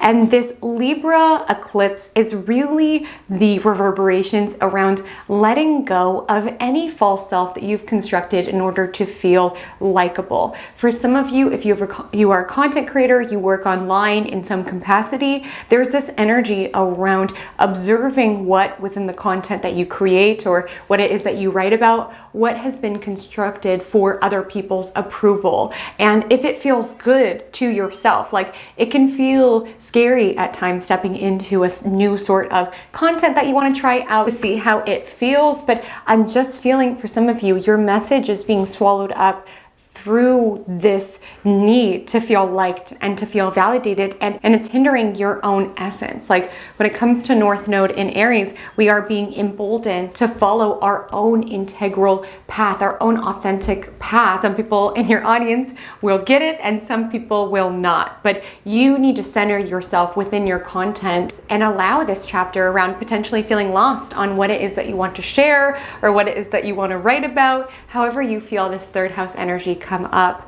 Some of you, not so much in a social media context, but some of you are feeling this around wanting to release communication styles, around telling people what it is that they want to hear, avoiding difficult conversations, avoiding conflict even, like with South Node Libra, wanting to keep the peace and tell people what it is that they want to hear. There could be an ending around something's coming out that's making you realize how much harm this has been bringing within your experience and wanting to prioritize a more authentic way of being. And for some of you, this will not be a message for everyone, but for some of you that could be coming up around siblings. But there is this nudge, whether it's small town gossip or gossip within your friend group, you're just observing how superficial a lot of conversations are, and you're just feeling this craving around wanting to take yourself out of these topics that don't really add to the big picture of your life. Maybe you're feeling this on social media around a lot of your energy is going towards scrolling, neutrals, where you're like, where's the depth? Where are we really connecting? Like, are we just talking or are we connecting? Allowing ourselves to show up within our vulnerability, within our honesty, within our humanity, right? And just with South Node Libra, whether this shows up on social media, within your social group, you're really not wanting to be in relationships where you have to be fake even for a second. Maybe that would have been sustainable at other portions of your life, but there's something coming through right now where it's going to feel like poison for your soul to lie or to pretend to be someone that you're not. You're really craving a life that enables you to be fully yourself, and that authenticity to reverberate in your content, in your messaging, in the way that you communicate. But in the interim, there could be this energy around wanting to spend less time on social media. You might be feeling a little less social, honestly. You might be feeling at this time like you're more activated and inspired by big picture concepts. You're wanting to travel, you're wanting to dive into spirituality, and you could just be observing humanity, just being like, this is also superficial and shallow. It's just not where I'm at. And some of you might be kind of craving to be able to do your own thing, kind of go on your own adventure away from essentially hive mind around what other people, value and prioritize and the gossip that they essentially chat about. Like, you're just disengaged with that. And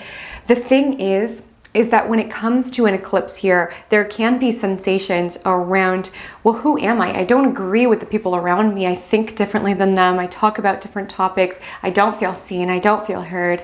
And there can be this liminal space around, I don't know who my people are, right? I don't connect with people in my immediate surroundings. I don't connect with my neighbors, but who is it that I do connect with? Where do I want to go? Where do I want to travel to? Where do I want to adventure? That part might not be too clear with October 2023, but that contrast around these might not be my people. This might not be my social media audience that I want to connect to. This might not be the content I want to create or the topics I want to write about. That is data, my love. Take that data.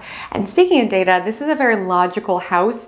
And so for some of you, what you're releasing is this energy around being very indecisive. You're really striving to be more decisive as it relates to decisions, trusting your own instincts. You're going less to other people for advice. You're really not opening up about things at this time, around not wanting to share what it is that you're working on, your ideas. You're just wanting to keep things a little bit more sacred and private.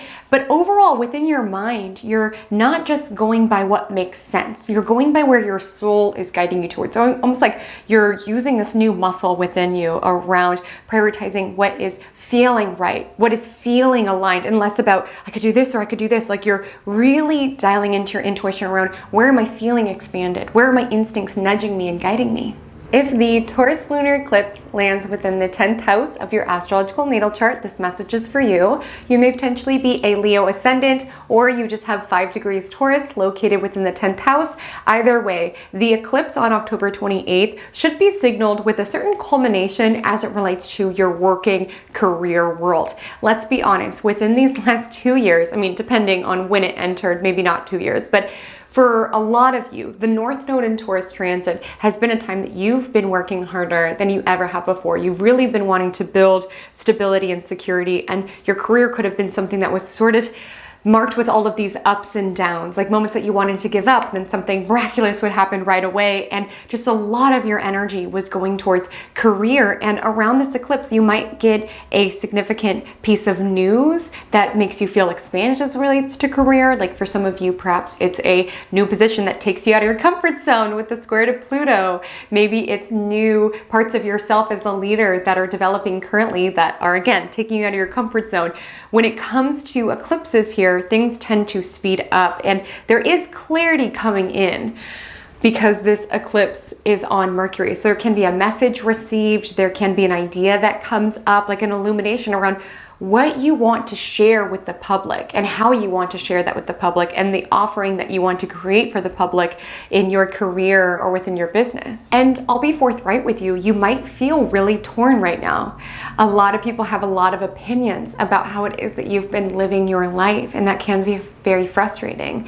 For some of you, it can feel torn around familial obligations that are pulling you away. Even with the opposition to Mercury and Mars, maybe even them disapproving of what it is that you are building, or maybe just a lot of activity, a lot of family responsibilities that you almost are wishing that you had like clones of yourself that could attune to the other arenas of your life. Like that can really be where it is that you are at currently, is wanting clones of yourself. I've been there, I get it.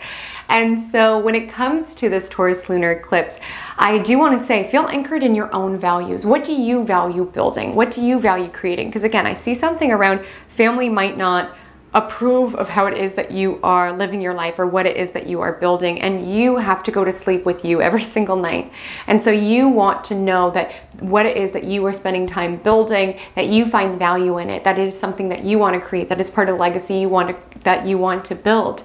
And so long as you can go to sleep and feel at peace with what it is that you're building and creating, that is what matters. And so for some of you, there can be a reward of the hard work that you've been investing in career, or maybe just an acknowledgement around, my work here is done. It's taking me within a different direction. Honoring that call and honoring that transformation. Events around your bosses and authority figures can also be speeding up these revelations as well. If the Libra solar eclipse is located within the 4th house of your astrological natal chart, this message is for you. You may potentially be a Cancer ascendant, or you just have 21 degrees Libra located within the 4th house. Either way, the eclipse story for you is going to center around home, family, and emotional state. And before I dive in, let's just all take a collective deep breath, because I don't want you to move into this period having fear around, oh my gosh, am I going to lose my home? Am I going to lose my family? No, that is not what it means. Please keep in mind that people have eclipses here all of the time, and really just striving during this eclipse, just observe what comes to the surface for you, because sometimes these themes of loss and release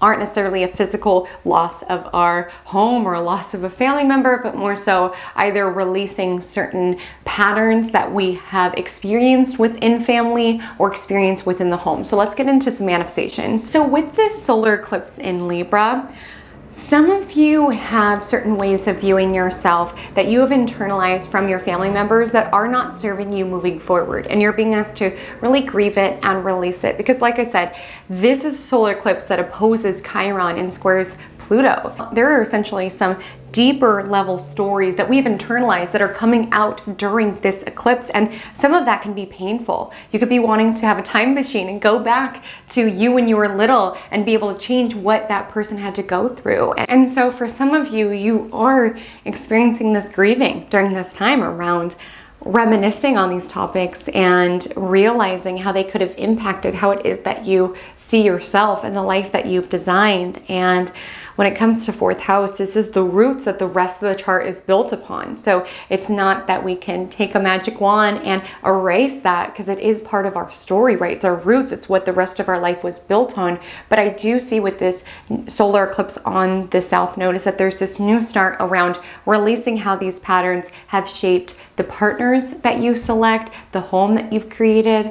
Like, there's this acknowledgement at this time around how these components of our upbringing have shaped who you date, who you marry, the home that you build, and observing these patterns and intentionally breaking that cycle, intentionally breaking that pattern, and knowing that that knowledge brings power around how exactly you can do that. So that could be a theme of something that you are releasing at this time, as well as when it comes to South Node Libra and fourth house, if there has been certain relationships that you've been staying in because it's somebody where there's a familial commitment there, or maybe it's someone that your family thought you should be with North Node Aries, we're all being asked around, what is it that I want? Where is it that my journey is taking me? How can I feel centered within my own experience without feeling that other people's opinions and perspectives on my life is more important than mine? It's about centering yourself within this experience, and you're moving into a very busy time.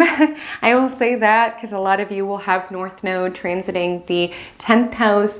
You're moving into a busy time. Your career is stretching you to new heights. And the solar eclipse could be this acknowledgement around maybe you are relinquishing some of your tasks or responsibilities around the home in order to be seen within career, in order to build something that will stand the test of time. I remember when I had eclipses here, I was so worried. I was like, oh my gosh, is something gonna happen to my home or my family? And how it manifested for me is that I simply moved into a period where it just had less time because I was so busy with the work stuff. I just had less time to be at home. I felt like I was never at home because so much of my energy was around career and what is it that I want to build in these more public arenas of my life. But I will say with North Node Aries is this aspect of your life can be making you feel alive. It can feel good to stretch and be seen within the public eye and to leave this legacy. And when we think about fourth house, it's very private, and a lot of you will be Cancer ascendants. You know, Cancer ascendants, they have their shell, right? And you're being asked to come out of your shell, to be seen, to allow your essence to be seen, to grow your business or your career in exciting new ways.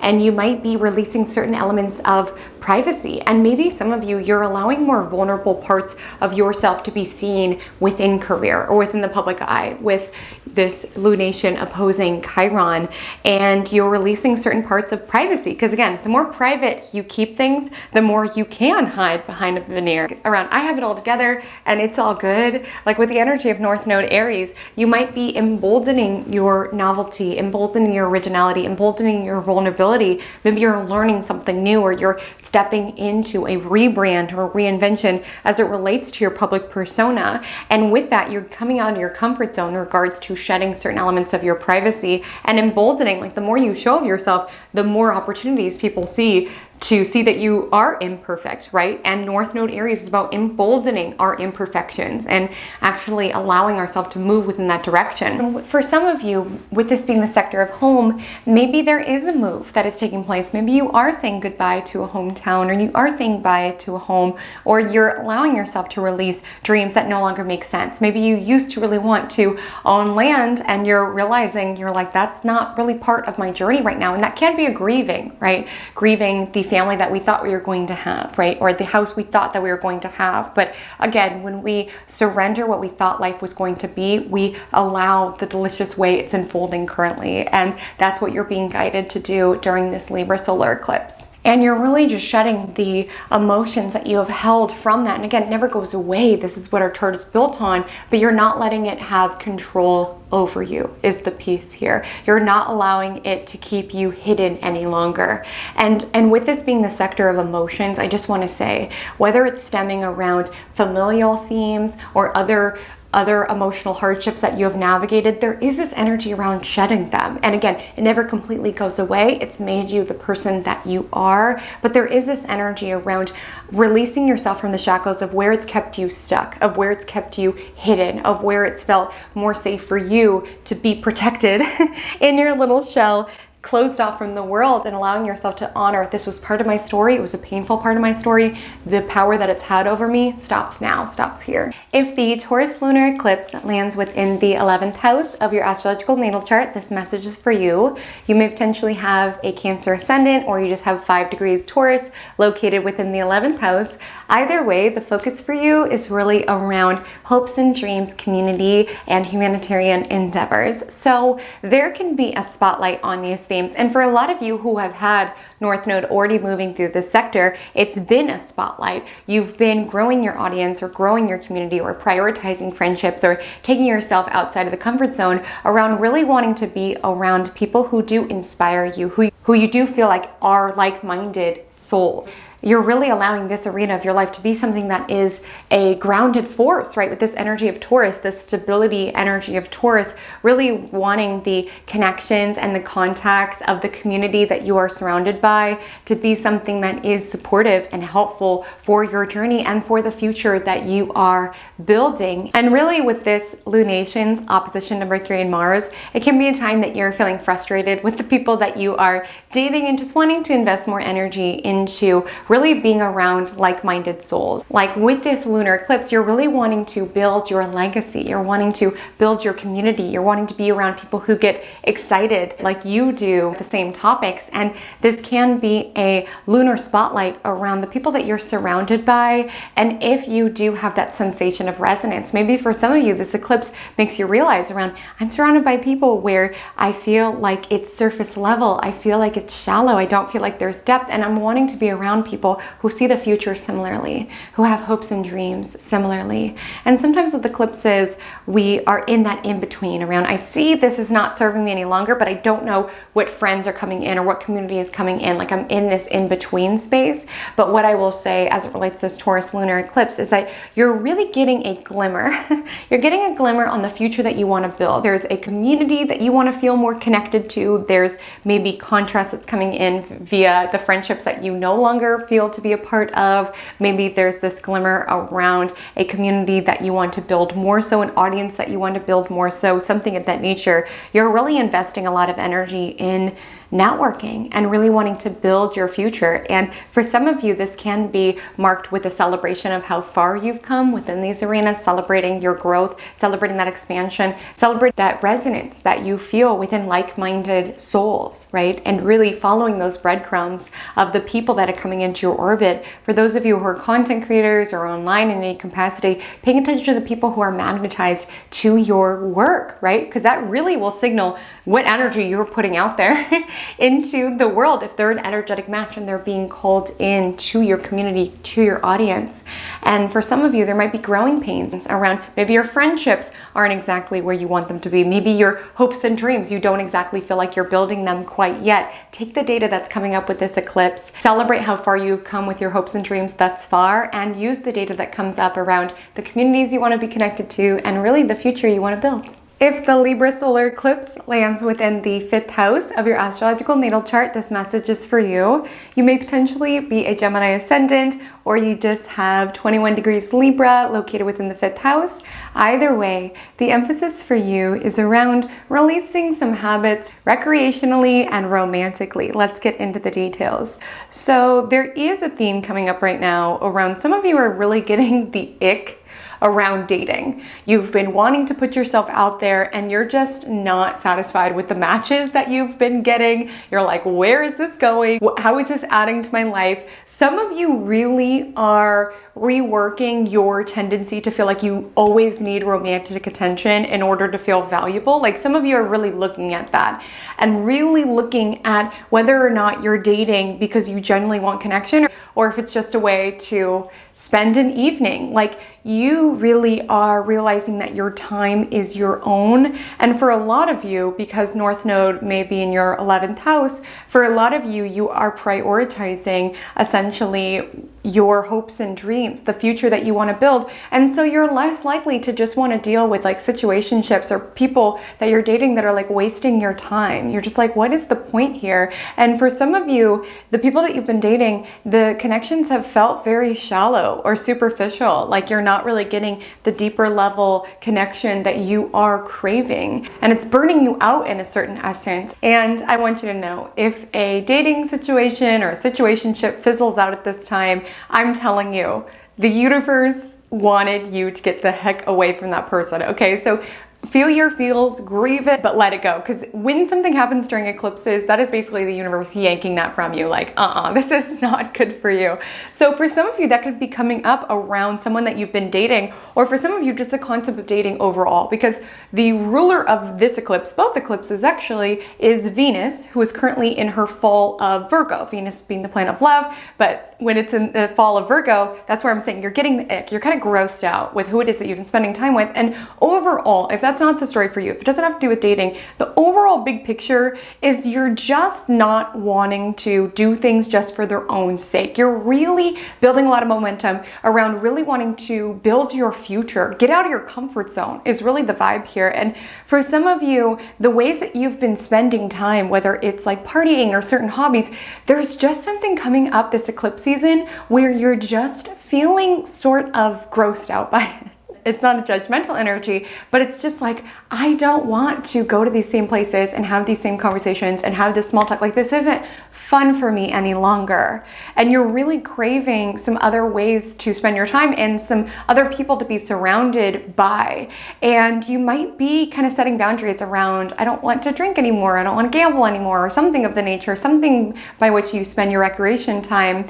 And you may find, this is always what's interesting, when you exit out of your party phase, sometimes you realize that friends that you thought were friends were really just party friends, really just there for a good time. And it's always interesting when you set boundaries on your time and energy, like I don't want to spend time doing this any longer, and you just notice who drops off right away. Like, the universe is looking out for you. Those are not the people to be surrounded by, because with North Node in your 11th house, there is a focus around community. And with North Node in Aries, taking action, being courageous, getting out of your comfort zone to find like-minded souls that you feel inspired by.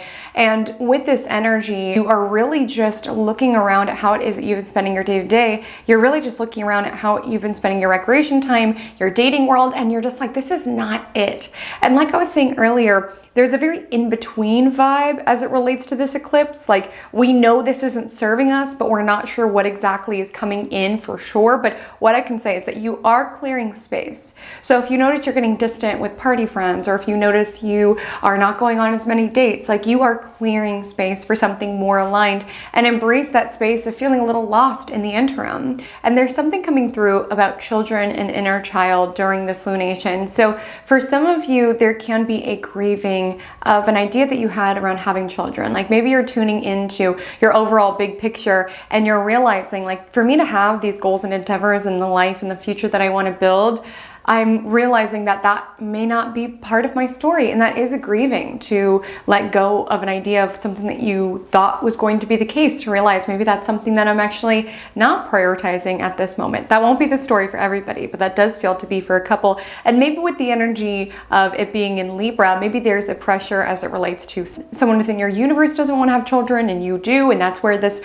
grieving sensation is coming up, but there can be something here. And for others of you, the message is really around inner child. It's really around loving your inner child, forgiving your inner child for any guilt that they are holding on to that is not theirs to carry, but also understanding that they aren't going to have the power over you moving forward. Because with this lunation opposing Chiron and squaring Pluto, there's this wounded part of your inner child coming to the surface around this eclipse. And again, it could be external events that sort of just ping at something very deep and very sacred and very raw within you. And while it's being pinged at, it's really this energy around releasing it. And again, it's part of your story. We can't undo what was done, but there's this energy around no longer giving that wounded part of you the steering wheel of your life, not letting that wounded part of you call the shots, right? Because oftentimes when we allow that to happen, we react in very defensive ways. which isn't conducive for building the future that we want, right? And finding the community that we want, with North Node moving into the 11th house. So there's something coming in around forgiving your inner child, but releasing the hold that they've had on you, like loving that aspect of you, but not giving it power. That's the energy here. And for some of you, with 5th house being creativity and self-expression, some of you may be finding that there is this call within you around feeling that it's time to release a certain hobby or certain method of creative expression, that it's bringing more harm than good into your reality. Like, to give an example, let's say you are a dancer and you're realizing that when you are dancing, it brings in this very perfectionistic, everything needs to look perfect attitude that's bringing more pain than bliss into your life. So maybe it's letting go of the forms of dance that bring you into that state and allowing your hobbies to transform, right? Allowing how it is that you spend your creative hours to transform. And another example, just a quick story. I've always loved to write. I love to write short stories. And I had to get real with myself and realize that it was a hobby and a creative expression that was honestly bringing more harm into my life. Like, I felt like I constantly had to be in this like state, be, heartbroken and wounded for me to be able to write, because that was why I wrote, was to make myself feel better as navigating those times. But it was getting to a point in which I was doing things that were dangerous or destructive in order to write. And I had to get real with myself and say, this is not conducive for a healthy and happy hobby. And again, I'm not coming for writers. That was just my own personal process that was not necessarily good for me. And this eclipse, whatever it looks like for you, it's like releasing something that you're observing. Like, this was a way I like to express myself, but the way in which I am expressing myself is shifting and changing. So let me relax into that flow. And like I said earlier, this eclipse is the in-between. So you might be realizing you no longer feel in alignment with a certain hobby, with a certain form of creative expression, and you're not sure where exactly you're stepping into or what exactly is going to fill the time. That will come, okay? There's many more eclipses. This is our first eclipse on the South Node, which is now in Libra. So this story will continue. So your work is just to notice, as it relates to your dating world, as it relates to your romantic options, as it relates to your creative expression, as it relates to your hobbies and your fun activities. Your work is to just observe what is no longer in alignment and trust the aligned activities and people to date will come in as you carve out that space. If the Taurus Lunar Eclipse, October 2023, lands within the 12th house of your astrological natal chart, this message is for you. You may potentially be a Gemini Ascendant. You potentially may just have 5 degrees Taurus located within the 12th house of your chart. Either way, the emphasis for you is truly around finding stability within the subconscious. You have been moving through a season where you've been prioritizing more so the work that people cannot see, what is beneath the surface. You may have been prioritizing your mental health or your spiritual connection or just overall your solitude, drawing space inward to really contemplate the arenas of your life that you may not have dealt with up to this point. When we talk about this sector of the chart, it's often referred to as the skeletons in your closet, the things that we hide from and suppress that we don't want to deal with. And so with this lunar eclipse essentially lighting up the hidden house, there can be certain events that occur around the eclipse that bring to the surface certain patterns that you've had, that you've been running from, certain tendencies or arenas of your life that you've been trying to hide from, and essentially just sort of bringing it out into the open via a message. We have this lunar eclipse opposing Mercury. A message is coming out either from your spirit team, either from your intuition, or a message from the outside world that sort of makes you look at something that you may have been running from or hiding from. That won't be the story for everyone. For some of you, you've had North Node in this sector for a while. So you could have been really getting all sorts of downloads, tapping way into your spiritual connection, really setting boundaries as it relates to the outside world worlds in order to dive into your inner cosmos. And this time there can be essentially a celebration of that work that you have been doing. Because like I said, it's like when I see clients who have 12th house transits, and of course having eclipse in the 12th house, a lot is stirring, but it's not necessarily visible to the outside world. A lot is taking form and moving, but it's not necessarily things that the outside world may be privy to, but it's a celebration nonetheless. So whether it is an illumination around, okay, I cannot keep running from this. This is something that I need to work on. These subconscious processes or these patterns or these escapist tendencies, like the time is now to put in effort here. Or if you're getting a celebration because that has been something that you've been prioritizing, this lunar eclipse is bringing that to focus. And for some of you, with Mercury and Mars conjoining most likely around this time in the 6th house, you've been really busy. You've been really busy in October. It may have been a very chaotic month for you. A lot of people pulling on your time and energy, and you've had to be a little bit more steady in regards to your boundaries. And you do have some support with this lunation. It is sextiling Saturn in Pisces, giving it a little bit of groundedness. But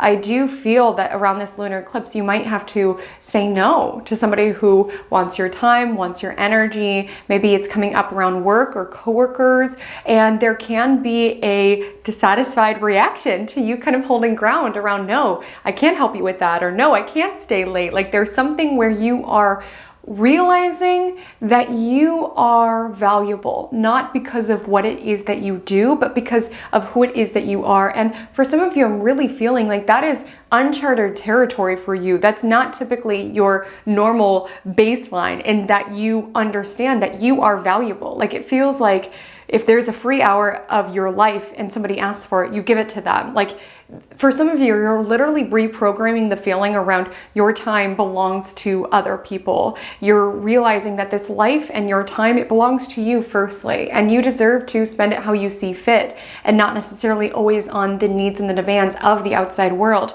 So around this lunar eclipse, it may be an optimal time to just connect with your spirit. Like I had a whole spiel on this in the eclipse do's and don'ts portion, but this isn't a time that you necessarily have to do any spell work or anything of that nature, but there does feel to be some messages coming in. So definitely pay attention to your dreams, write them down, most certainly. Pay attention to what is coming up within your internal landscape, because again, 12th house is the hidden house, but it feels like outer events are sort of stimulating or bringing to the surface these hidden arenas of your life. So be aware around this time and prioritize solitude so that you really have the space to be able to integrate the wisdom that is coming through at this time. If the Libra solar eclipse lands within the 6th house of your astrological natal chart, this message is for you. You may potentially be a Taurus ascendant. You potentially may just have 21 degrees Libra located within the 6th house.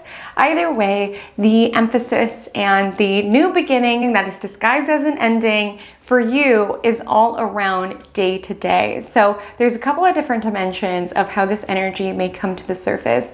So for some of you, there is this intense feeling of just misalignment with your work.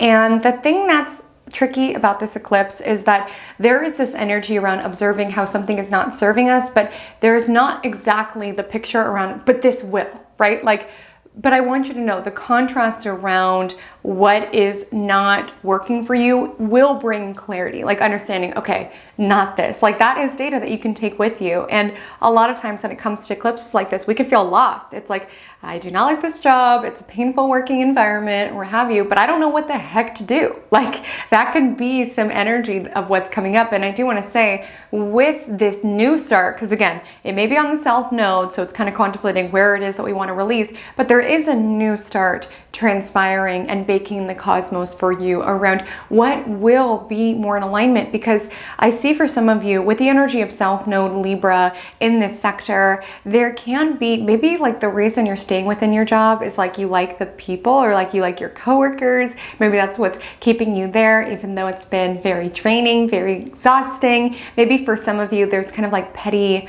gossip around your working world that's no longer feeling in alignment. There's something coming in around your working world isn't feeling in alignment, and you're feeling this pull around wanting to do something different, but not being sure what exactly that is going to look like.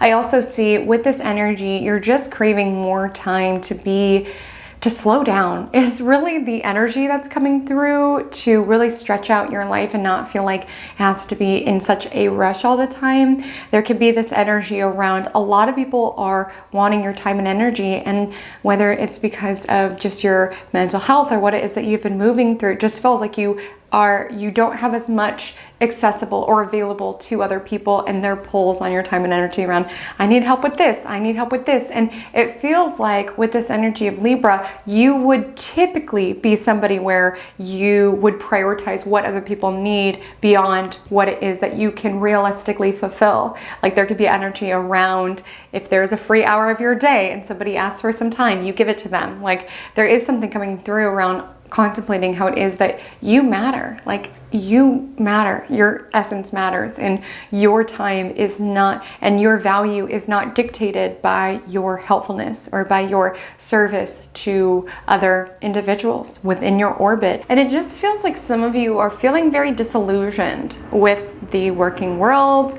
or with feeling like a cog in a machine, or feeling like, you know, an ant as part of an ant colony. There's something around just being like, what matters? Like big picture, what matters? And just almost feeling lost within the mundane components of your day, being like, there's gotta be something more to this, and feeling disillusioned. Like for some of you, there's just this energy around really wanting to build something that is more soulful, that is more aligned, and being less inclined to want to just get lost within the mundane and be this cog in the wheel. Like there's something coming up here, and this can be a time in which you are going through a transformation of your working world. So it can be a time in which you are being guided to select a new industry. Now, I'm not saying you need to quit around this eclipse. Like, make sure to check out the eclipse season do's and don'ts, because you will know. If you are eclipsed, that's when like your job is, you know, taken from you, or there's like a toxic situation at work, or there's a lawsuit, or there's like something where that door is shut. Like, because that's what eclipses do. It will literally shut that door so that you cannot continue on in that path. And sometimes that could be painful. It could be painful stories. It could even bring up themes around wounding, because this eclipse does oppose Chiron, around contemplating or not feeling as valuable because this path didn't work out, or maybe there's been people at work who made you feel less valuable, or maybe there's something going on in regards to your healing journey that is making it harder for you to be at work.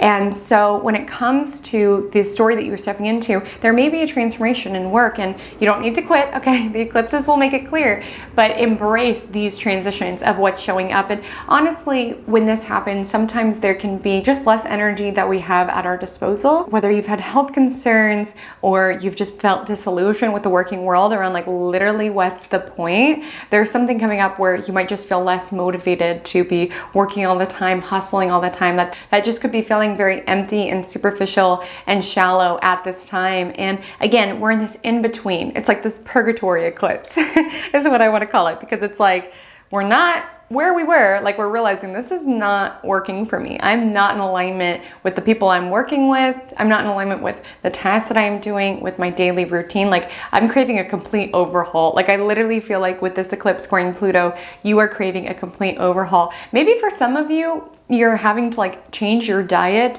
or change your health routine or something in the nature, like dramatically with the square to Pluto. Like, you have to completely cut something out of your diet, or you have to completely change your routine or something of the nature. And something around your daily routine that is going to change. And some of it may be a letting go, whether it's letting go of a position, letting go of a certain pattern, because that is an emphasis I want to speak to. Some of you used to find and tie your value completely to what it was that you did. And it feels like some of you are having this moment where you're realizing, okay, I gave and I gave and I gave and I did everything, and I was everything that everybody wanted, and it still wasn't enough. So it's like almost like this little villain origin story for you guys, where you're just having this moment around no more. Like, I tried to do it all and be it all, and it still wasn't good enough. Like, no more. And you're realizing you can't tether your value to these themes, because people will take and take and take, and you're setting a limit to how much you are willing to give at this time. If the Taurus lunar eclipse lands within the first house of your astrological natal chart, this message is for you. You may potentially be a Taurus ascendant. You potentially may just have 5 degrees Taurus located within the first house. Either way, this message is for you. So this Taurus lunar eclipse, you are getting this lunar spotlight around you, your identity, the person that you are, and you're feeling more stable in regards to it. Like there's something coming in around the opposition to Mercury and Mars. Maybe you've been dealing with people who are trying to pick a fight with you, or who are more jealous than you, or like your enemies or your competitors. Like there's something coming in around people have been a little bit more feisty with you. And you could just even observe this around the eclipse. You're like, why are people trying to fight me on the highway? Like, what did I do, right? But I really feel with like this Taurus lunar eclipse, you're just in this energy where you're a little bit unfazed by it. Like it's almost, you're kind of laughing at it. Like the image that's coming through is like a, you know, like chihuahuas when they like bark a lot. Like I'm just seeing like a yapping chihuahua and someone just standing there and just kind of like giggling. Like, what are you gonna do? Like for some of you, you've really tapped into your power. So you're less fazed with the trolls and the bullies and the rude people of the world. Like you've just kind of tapped into this energy where it's like, I know who it is that I am. And maybe that's been an ongoing story for you. Maybe that's been a lot of work for you. Like maybe that is the celebration of this lunation, is that you're able to get to this space where you are laughing at the people who are trying you when that energy used to make you cry. Like there's something where you've built this stability within yourself. Maybe that's been the work for you, is getting to a space where things that used to faze you, used to throw you off course, are no longer affecting you in the same way. Because a lot of you will be Taurus ascendants, not all, and you've had the North Node and South Node within your essentially sign, which can be a lot of transformation, a lot of tumultuous chaos, ups and downs. And so you've seen some stuff. And that's the thing, after you move through chaotic periods, as unpleasant as they can be, you're a little bit stronger and you're a little bit less fazed by the minor complaints or issues of the people around them. Like it's almost that energy. This is not a work-related house, but it's reminding me of that energy. If you've like had a huge emergency at work, like something really goes down and you're able to finally remedy it, like talking thousands of dollars are on the line, this could be a huge issue, and you're running around and you're fixing it and it's chaotic, and you finally catch your breath, and then a coworker comes to you and is mad at you because you didn't give her the report with the paperclip on it, you just gave it to her stapled. And you're like, in the bigger picture of things, like based on what it is that I've gone through, like what you've gone through with the nodal axis, you're like, this doesn't matter.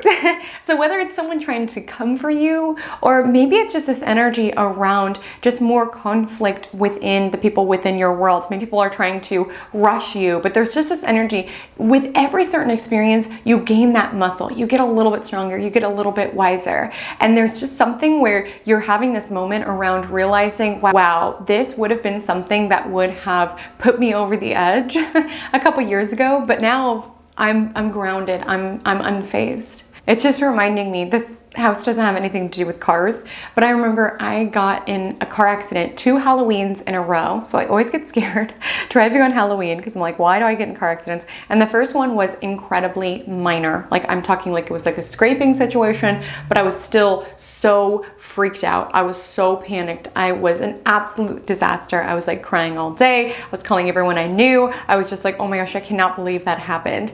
And then the next one, based on all of the things that had happened that year, the next year that it happened, it was much more major of a car accident, honestly, but I was in such a grounded space. Like I was balanced, I was calm. I don't think I even told people around. I just solved it within my own world, just because I was like, the bigger scheme of things, everybody's safe, it's not that big of an issue. Whereas the first time, the scrape had me spiraling. Like literally every single experience, it's not pleasant, right? Neither of those Halloween car accidents were pleasant, not something that I wanted to happen, but I was proud of myself the second time because I was like, wow, look at you now. Like, you know how to do this, or you have perspective on what really matters. And that's something that it feels like you have earned, really, and you're being less fazed around what other people want you to do, or maybe you're just observing there's people within your orbit who are dealing with a lot of drama. Maybe people are coming to you with their drama because you are in this more kind of like stable, grounded space. And there is this energy coming through around just celebrating yourself. I want to say that, like celebrating what you've gone through and trusting your instincts and celebrating who you have become. That feels like an important message to tell you. Like, if you ever feel discouraged, look how far you have come. Like, look back at where you were like 2 years ago, 3 years ago. Like, remember the different iterations of who it is that you've been and how far you have come. Like, when things feel slow, it's so helpful to look back and be like, but I grew in this way, or I prioritize myself in this ways. Because for a lot of you, the story has been around prioritizing your own essence, the discovery of yourself. Some of you could have even had like a spiritual awakening or just a lot of chaotic experiences that sort of made you prioritize what is it that I want and who is it that I am, is really the energy here that's coming in with this lunar eclipse. If the Libra solar eclipse lands within the 7th house of your astrological natal chart, this message is for you. You may potentially be an Aries ascendant. You potentially may just have 21 degrees Libra located within the 7th house. Either way, the emphasis for you with this eclipse is really on relationships and connections. And firstly, I just want you to take a deep breath. If you are in a happy relationship, I'm not saying it's going to break up around the eclipse. That will be the story for some, okay? But please rest easy within the solace and the knowing that if anything does depart your world around an eclipse, that is quite literally the universe getting involved to basically rip that connection from you. Be like, that is not your person. Trust us. I know you cannot see it within this particular moment, but within the big picture cycles of what's playing out, this is not bringing good energy into your world. Okay, so that's one thing that I want to say. For some of you, you are just releasing a painful pattern that you have had with a relationship. Like, you guys have been fighting about something, or maybe there's like a tendency to try to make the other person jealous by like flirting with other people, or there's been some sort of insecurity that your partner has been poking at, or vice versa. Like, there's something coming in around, let's not destroy each other anymore. Like, that's the energy with the square to Pluto around, let's not destroy each other. With the opposition Chiron, let's not poke at one another's insecurities. Let's really start over is the vibe here.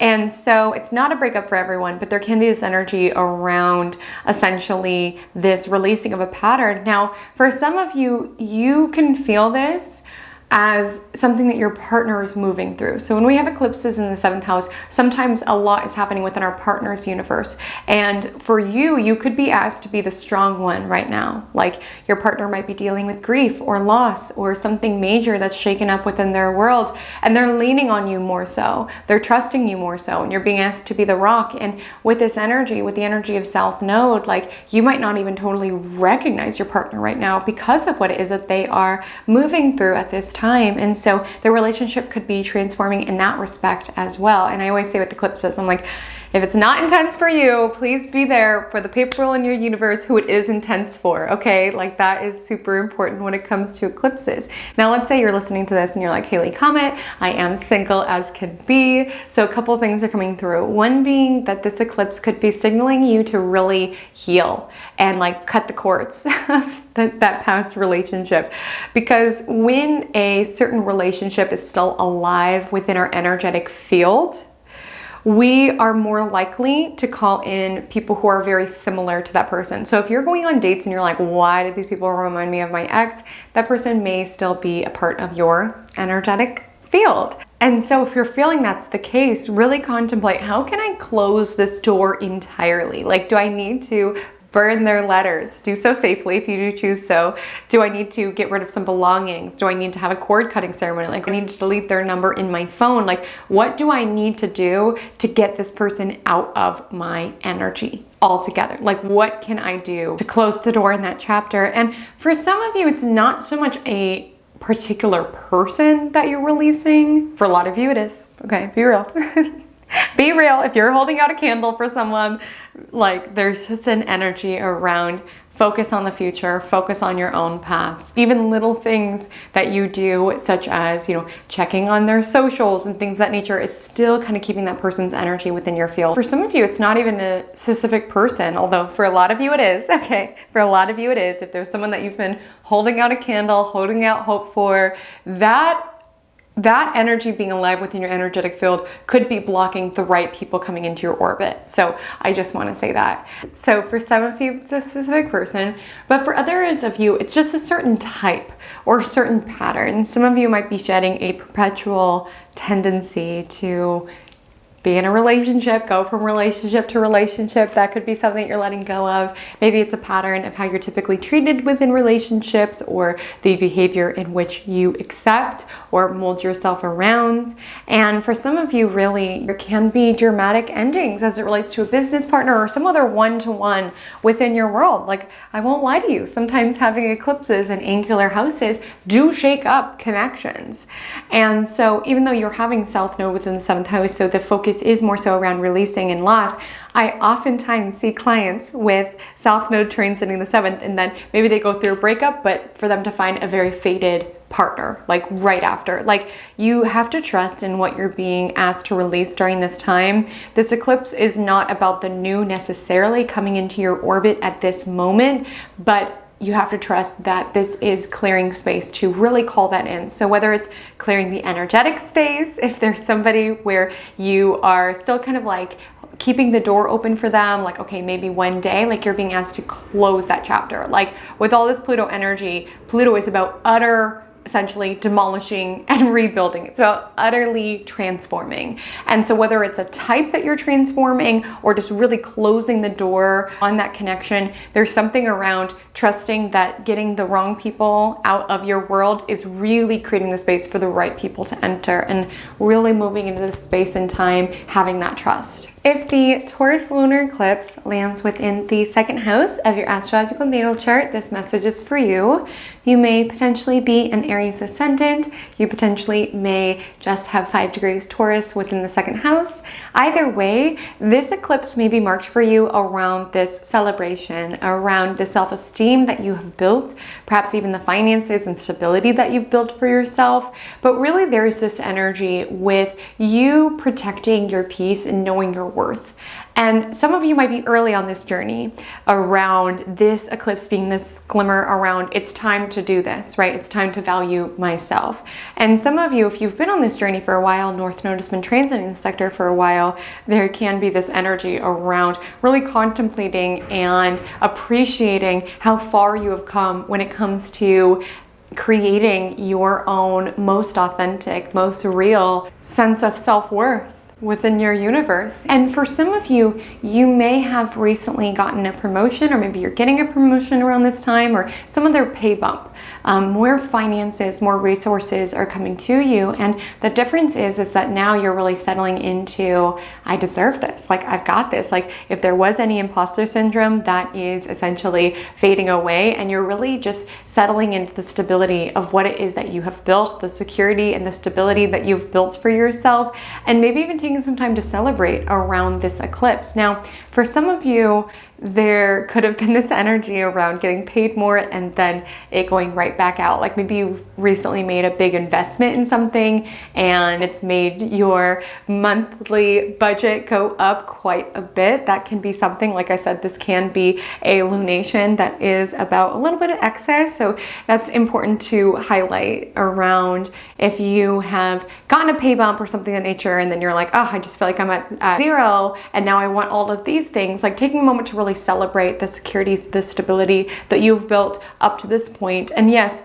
the journey of life continually moves on. We continually do crave and desire new things, new possessions, what have you, but taking a moment to really appreciate what you have currently built. Like you might be like, well, Haley, Comet, I'm listening in this apartment that I'm not crazy about, with this car that's not great, and these clothes that aren't great. Like that is a lot more than a lot of the world has. So like even just appreciating like, wow, you know, I live on my own. This isn't a necessarily home house, but wow, I live on my own. Wow, I'm able to buy a pair of boots, or like the things that you, the things and stability that you have been able to create for yourself. Because when it comes to second house, it's this energy around, this is what I value, this is what I want. And for some of you, maybe you were part of a relationship of some sort, or just like in a toxic family situation or something where a lot of decisions were being made for you, and you're stepping into this chapter. For some of you, you've been on this journey around prioritizing, how is it that I want to decorate my place? How it is that I want to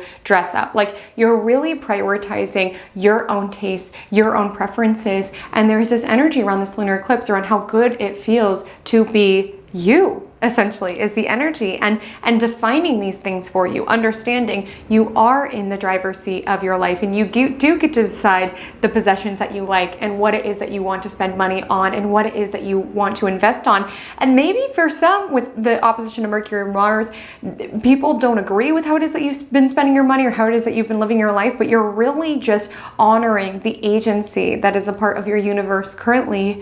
And for those of you who are newly on this journey, you're getting a glimmer on the agency and the stability that you want to create for yourself, so that, you know, with the opposition to Mercury and Mars, people could be in your ear around, you should do this, you shouldn't do this, or what have you. But when you are able to build that security and stability for yourself, you don't necessarily have to listen. So for some of you, something's coming through around, maybe you're in a marriage or a connection and you're kind of stepping into making more money on your own, or something of that nature, having something outside of the shared resources that is at your disposal to be able to build that security, build that stability, so that you don't feel like your every purchase needs to be vetted by this person. There's something coming through there around working towards your instability. And for some of you, like, there's just this celebration of the self-worth that you've built, because maybe this doesn't have anything to do with money for you. Maybe it's just this energy around, finally I feel like I'm worth something. Like, finally I feel like I'm worthy of investing in. Finally I feel like I am worthy of stability and the good things that are in my world. Like,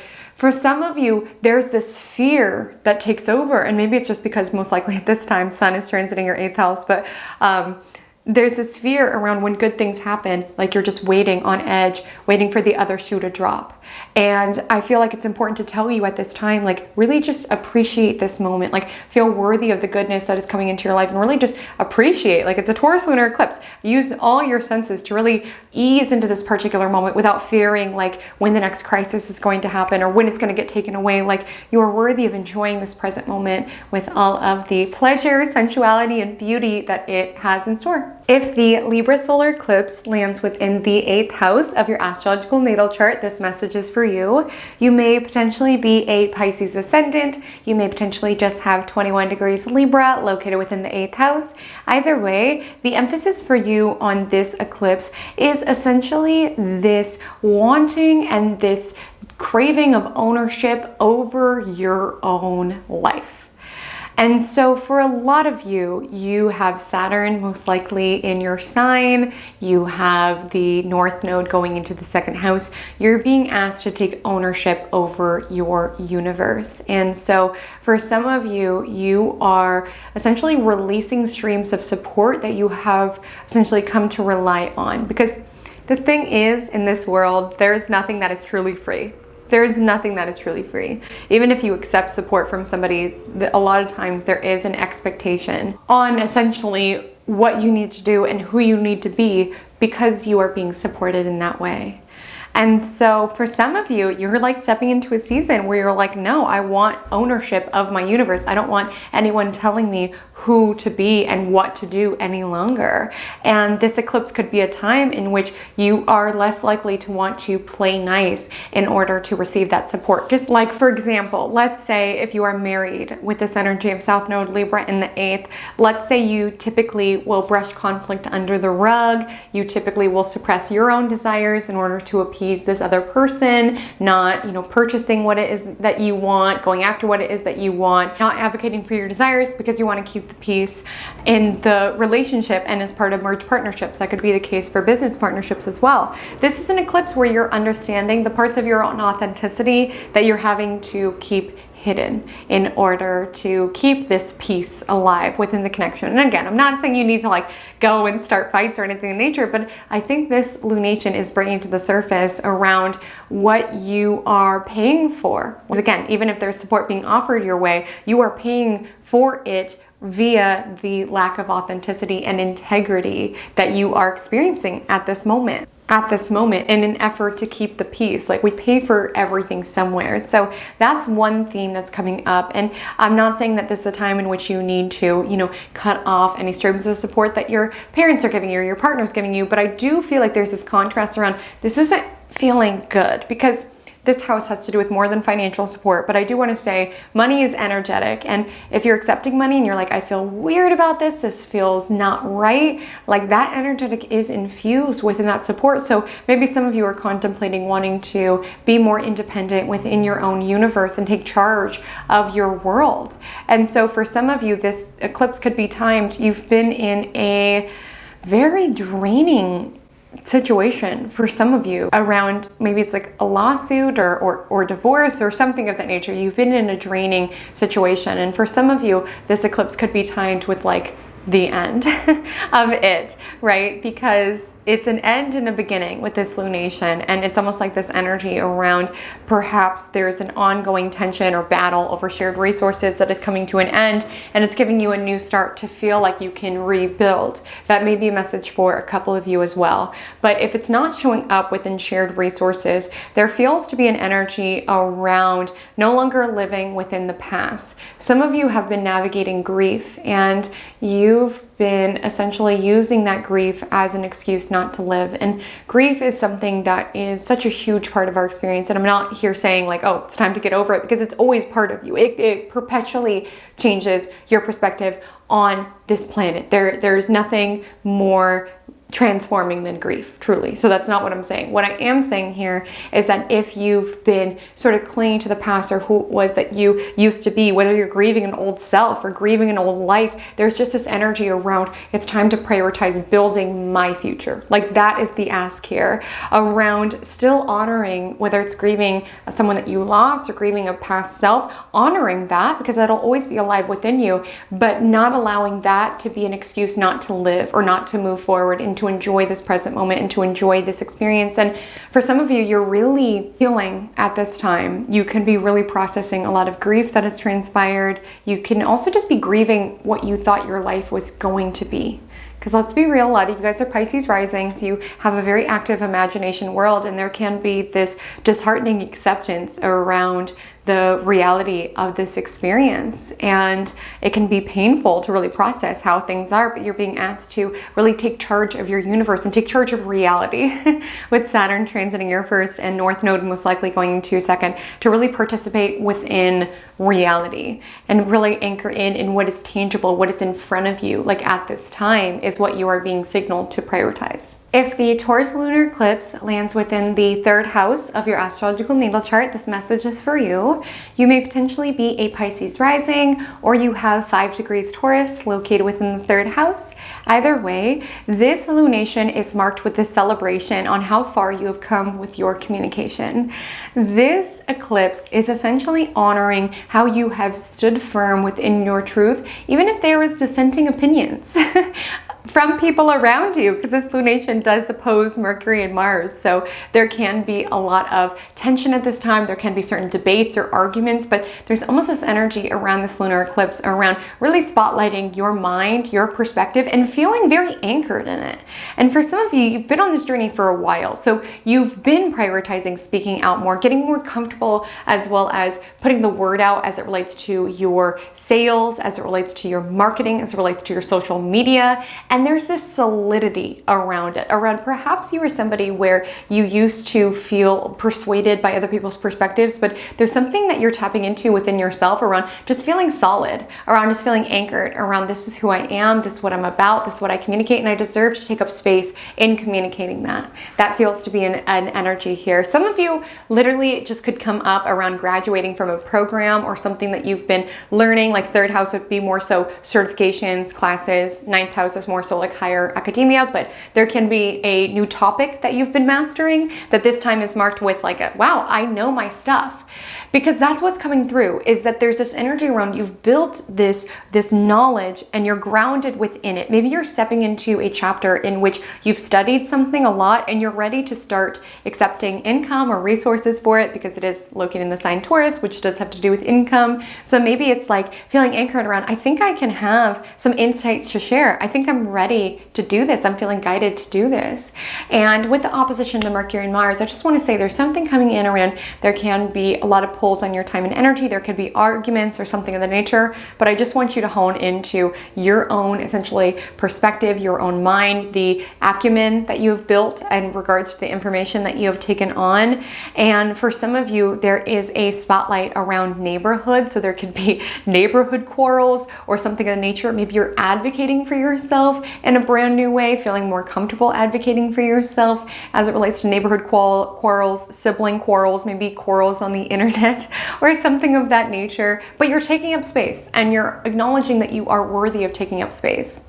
For some of you who are newer on this journey, so North Node has recently entered your third house, there can be a lunar spotlight at this time on a topic that you do want to learn about, on something that you do want to dive into, whether it's like a literal class or like something in life school. Like the energy of third house is about being open to new knowledge and being open with the energy in Taurus to the stability that prioritizing this knowledge can give us. If the Libra solar eclipse lands within the 9th house of your astrological natal chart, this message is for you. You may potentially be an Aquarius Ascendant. You potentially may just have 21 degrees Libra located within the 9th house. Either way, you are being guided during this time to essentially release any sort of religion or spiritual belief system that is no longer aligning for you. And honestly, with this lunation opposing Chiron and squaring Pluto, anything that's been bringing more harm than good into your universe. And let me explain what I mean. So for some of you, you could be holding on to certain harmful religious rhetoric or ideals that you're contemplating. This is not serving me. This making me feel like less than human. Like this is not helping for my big picture. Or maybe even things such as numerology, astrology, things of that nature. Obviously, I love astrology, but sometimes it can be something that is not helpful for our worldview. Let me explain what I mean. If you are someone where you are just feeling doomed because there's components of your chart that you were like, there is no way I can succeed with this. I have a horrible chart, or these transits are so scary. Like I'm so scared. I don't want to live because these transits are freaking me out. It's so important to contemplate your relationship to these topics to ensure that they are bringing more good into your universe. Because obviously I meet with a lot of different people, and there will be times that I'm like, are we looking at the same chart? Because they'll be like, my life is doomed, there's this and this and this, and I'm like, but there's this beautiful, fortunate aspect, and there's this house joy and this exaltation. I'm like, oh my gosh, there's so much beauty here. But sometimes when we dive into these topics, because 9th house has to do with faith and the universe, sometimes when we're not necessarily in a great headspace, we can really hone in on the negative transits that are coming in, or the negative components of our chart, because it's affirming our worldview at that moment around, well, I'm doomed. It says I'm unlucky. It says I'm cursed, what have you. Like sometimes you're not in the mental space to be able to prioritize the big picture, because I just want to say that there are so many people on this planet who have went through the transits that you have gone through, who have the same aspect that you do. Like I never want anybody who dives into my videos or books with me or gets a reading to feel like they are cursed or doomed, because that's not the purpose of astrology or any sort of spirituality or religion. Like pay attention, whether it's observing, spiritual content creators or your church or religious figures. Pay attention to what it instills within you. It should not instill fear and doom and feeling not good enough and feeling flawed for the way that you are. This is the house of God, essentially. And like, I am of the belief that the universe, God, I believe it's a loving force, okay? And I don't believe that diving into the wisdom of the universe should fill you with fear, okay? We are here having this human experience, and these tools and this wisdom is available to you, but I don't want you to allow these tools to make you feel like you are cursed or flawed or wrong, or to keep you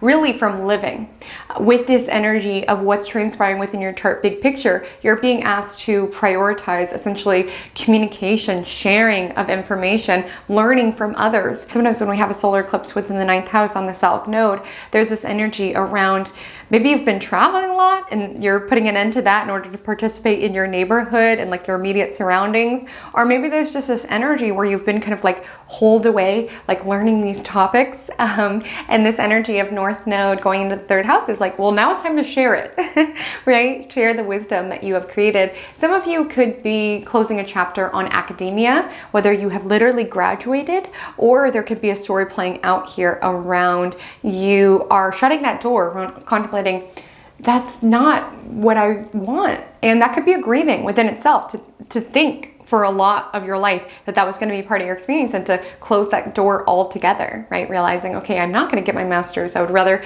prioritize this other arena of my life. Like, that can be a grieving of sorts. And you know, what I'm feeling is that some of you might be feeling pretty existential in October. Like, what's the point?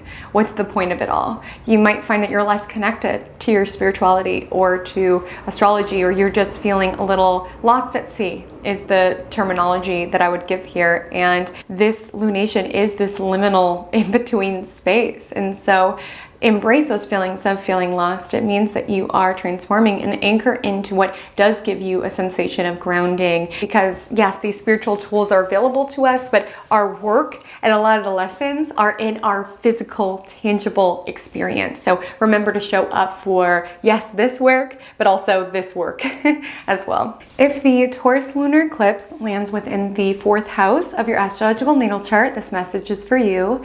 You may potentially be an Aquarius Ascendant. You potentially may not be an Aquarius Ascendant. You just have 5 degrees Taurus within the 4th house. Either way, the emphasis for you with this eclipse is really celebrating the stability that you have created within your emotional state.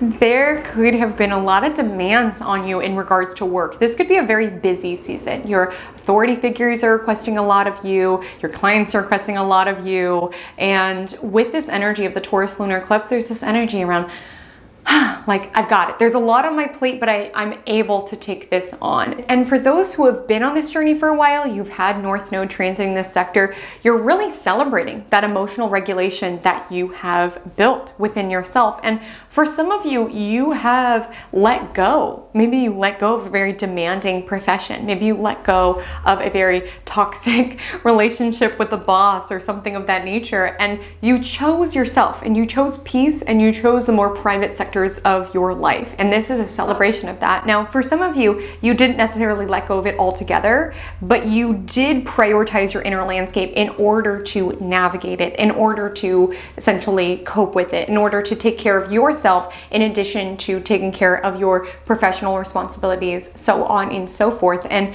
when it comes to work and stress, it's like with every experience that we have under our belt, the next one gets a little bit less stressful. So for some of you, there's this energy where you are really celebrating around this lunation, around how you no longer sweat at situations that used to panic you, right? Like, you have this essentially reservoir of strength within you where you are able to calmly move through situations that are very stressful to other people and just deal with it logically and rationally, as well as taking care of yourself. Because for some of you, just releasing a pattern of work, like maybe you used to be someone where it's like, my boss is working late, so am I. Whatever is needed, I'm there. I'm going to do it. I'm going to bend over backwards. My needs come second. And for some of you, you're like, no.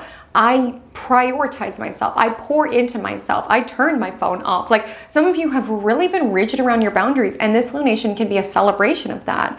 If you're not there, this eclipse can be guiding you to get to that place, because this essentially nodal story is all about prioritizing more so how your life feels and less so about how it looks to the outer world. It's not about prioritizing what is the most glitzy, glittery job. Even if it's draining and horrible for my emotional health, let me prioritize that and put in extra hours because it looks good on the outside. It's more so around, what is a job that's going to be the best for my work-life balance? What is the job that's going to be the best for my family aspirations, or to spend time with my family? Like, you have perhaps moved through a transformation around what it is that you are doing or what it is that you want to do, and you're really allowing your own emotional needs to be the guiding force for that. And for some of you, you might be a beacon of stability with your family at this moment. There might be certain conflict or disagreements that you are experiencing, whether it's at work or perhaps within family. And there's just this energy around really being intentional around protecting your peace and honoring the internal work that you have done, because that is truly something to celebrate just as much as outer, essentially, successes. Prioritizing the inner emotional regulation and stability that you have built is truly something awe-inspiring. And not all of you are there. Some of you could be early on this journey, but I do want to say that with this lunation, you are being asked to prioritize the more sacred components of your life, your emotions, taking care of yourself, really learning self-care. Some of you, there could have been just new familial obligations on you that are prioritizing more of your time and energy. Maybe your family is expanding at this time. Maybe you're moving. Like there's something coming in where these more sacred arenas of your life are demanding more of your attention. And there might be something that comes up around a lunar eclipse, around a boss being like, really, you're not going to come in on a weekend? And there's just energy around, no, that's not part of my job description. Like that is an energy that you are tapping into, whether it's releasing a certain pattern of relating as it relates to these themes, releasing a certain industry of what you thought you wanted, but you're realizing it's not conducive for the emotional state and well-being that you want to cultivate. There's this energy around allowing this flow of transformation into your universe, because this world is not just about working and career and professional success. You're really wanting to build a life based on, what are my values? What is the lifestyle I want to live? What is the family that I want to have? And how can I choose a career that supports that rather than carving my identity around my career? If the Libra solar eclipse lands within the 10th house of your astrological natal chart, this message is for you. You may potentially be a Capricorn ascendant. You potentially may just have 21 degrees Libra in the 10th house. Either way, this eclipse is all about the letting go of something as it relates to your career. Now, before you panic, I'm not saying you're going to get canceled. I'm not saying you're going to get fired. I'm not saying anything bad is coming in. But what I will say is that there's certain career aspirations that you have had that you are starting to feel disillusioned by. You're like, it was supposed to feel different than this. Like, I worked so hard on this and I'm not even satisfied now that I'm doing it. You could be feeling disillusioned or disappointed by your industry altogether, like being like, up close and personal, I don't feel good about what I'm doing. I don't feel in integrity with what I'm doing. This world feels corrupt, or something like that is coming in. Now, for others of you, there's just other arenas of your life that are demanding your attention. Like with this eclipse opposing Chiron, there can be a certain healing that you are prioritizing at this time, certain wounding as it relates to your emotions or your internal state, that you being at work all the time is not necessarily conducive towards healing. Like you might find that you're less motivated to go to work at this time. Some of you are in a headspace where you're like, well, really, like what matters? Like this doesn't even feel like it matters. Like this was something that I used to care about building so much. And now I'm in a space where I don't even care what happens within my career, or something of that nature is coming through. And again, this eclipse is like an in-between. It's like we're realizing that we're not satisfied in how things are, but we don't quite have the picture around how we are evolving or what we are stepping into. But what I can say during this time is that some of you have not been feeling balanced. Like work has been getting so much of your time and attention, and you're just like, there's other arenas of my life that are demanding my energy. For some of you might be moving, or you might be contemplating certain shifts with family, or just prioritizing family, taking care of family. And there's just this energy around you're having to advocate for your own emotional well-being and for these private aspects of life. And you're not wanting to keep the peace at work any longer. Like for some of you, you could be working with a boss or authority figure where you constantly feel like you have to keep the peace and be what they want you to be. And you have just been in this like almost like nice girl, nice guy programming around, yes, okay, whatever you want, whatever you want. And you're stepping into this arena of life where you're just like, no, I matter too. My needs matter too. I have priorities as well. I'm not just going to be everything that you want me to be. I matter as well. And so for some of you, maybe it's just that energy around releasing a pattern of codependency or people pleasing and how that has impacted your working world. Maybe you're someone where your offerings in your business are just crafted in what other people want from you, but you're realizing I have no balance within my world. I have no time to prioritize what excites me or what makes me feel good. And maybe you're releasing around feeling like you need to accommodate every single request, every single expectation that other people have on you. You're getting comfortable letting people down because it sucks to let people down. It's never a good feeling, but you're realizing that if I don't let other people down, I'm going to let myself down by never prioritizing what it is that I want, where I am craving growth in regards to my private internal landscape. That is something that you're diving into. Some of you could find that your industry industry no longer aligns for you. What you thought you wanted no longer aligns for you. There's just this energy around old dreams are falling away, and it can a lot of times make you feel very scared because you're like, oh my gosh, who am I? Like, a lot of you are Capricorn rising, so you are very ambitious people, and it's like, I've worked so hard for this has been something that I have wanted to build and wanted to create. Like, who am I if I'm not this job, if I'm not in this industry? But you're really allowing yourself to transform during this time, and you're really wanting to build a life that feels good on the inside and not just looking good on the outside. Because I'm getting this vision of just like, internally you might have not been doing well, but you're in a position where you kind of have to hide it behind a veneer around everything's fine, I can do it. And you're just moving into this period where whether your emotions are demanding it, whether your healing is demanding it, or whether you're just tapping into this energy where you're like, no, like, enough is enough. I can't fake it any longer in order to maintain this reputation. You're just craving showing up in a more authentic way. And this can be a time that is signaled with a change as it relates to career or business or anything of that nature. If the Taurus Lunar Eclipse lands within the 5th house of your astrological natal chart, this message is for you. You may potentially be a Capricorn Ascendant, or you have 5 degrees Taurus within the 5th house. Either way, for you, this eclipse is timed with this celebration of expressing yourself. Because with this lunation opposing Mercury and Mars, most likely in your 11th, there is this energy around, maybe there's been certain hater energy around you, or people just criticizing you, not happy with you. Maybe there's been trolls on the internet, or just within your audience, or within your colleagues. And there's just this energy with this Taurus lunar eclipse in your 5th house where you're just really feeling anchored in who it is that you are and how it is that you express yourself. So if you are a creative, this could be a lunation in which you create something that you're proud of with the conjunction to Jupiter, or you're just appreciating throughout this last really 2 years the work that you've created and how you've trusted your own instincts and not prioritized what other people thought about it, like how you allowed yourself to make things that you valued or that felt good to you. And there could be this energy around maybe like a bad comment comes in or a colleague says something to you, but there's just this energy around you're letting it roll off your back. It's not affecting you because you feel so proud of what it is that you've built and how it is that you've been expressing yourself. For some of you, this lunation, dependent on how far you've been in this North Node journey, you could be asked to be prioritizing your creativity more so and to prioritize allowing it to be bold and raw and honest, your own experience, and not being worried about what other people have to say about it. Because this lunation aspects Pluto. So Pluto has to do with extremes and polarities. And so a lot of times when it comes to being a creative, you have to get used to the fact that it won't be for everyone.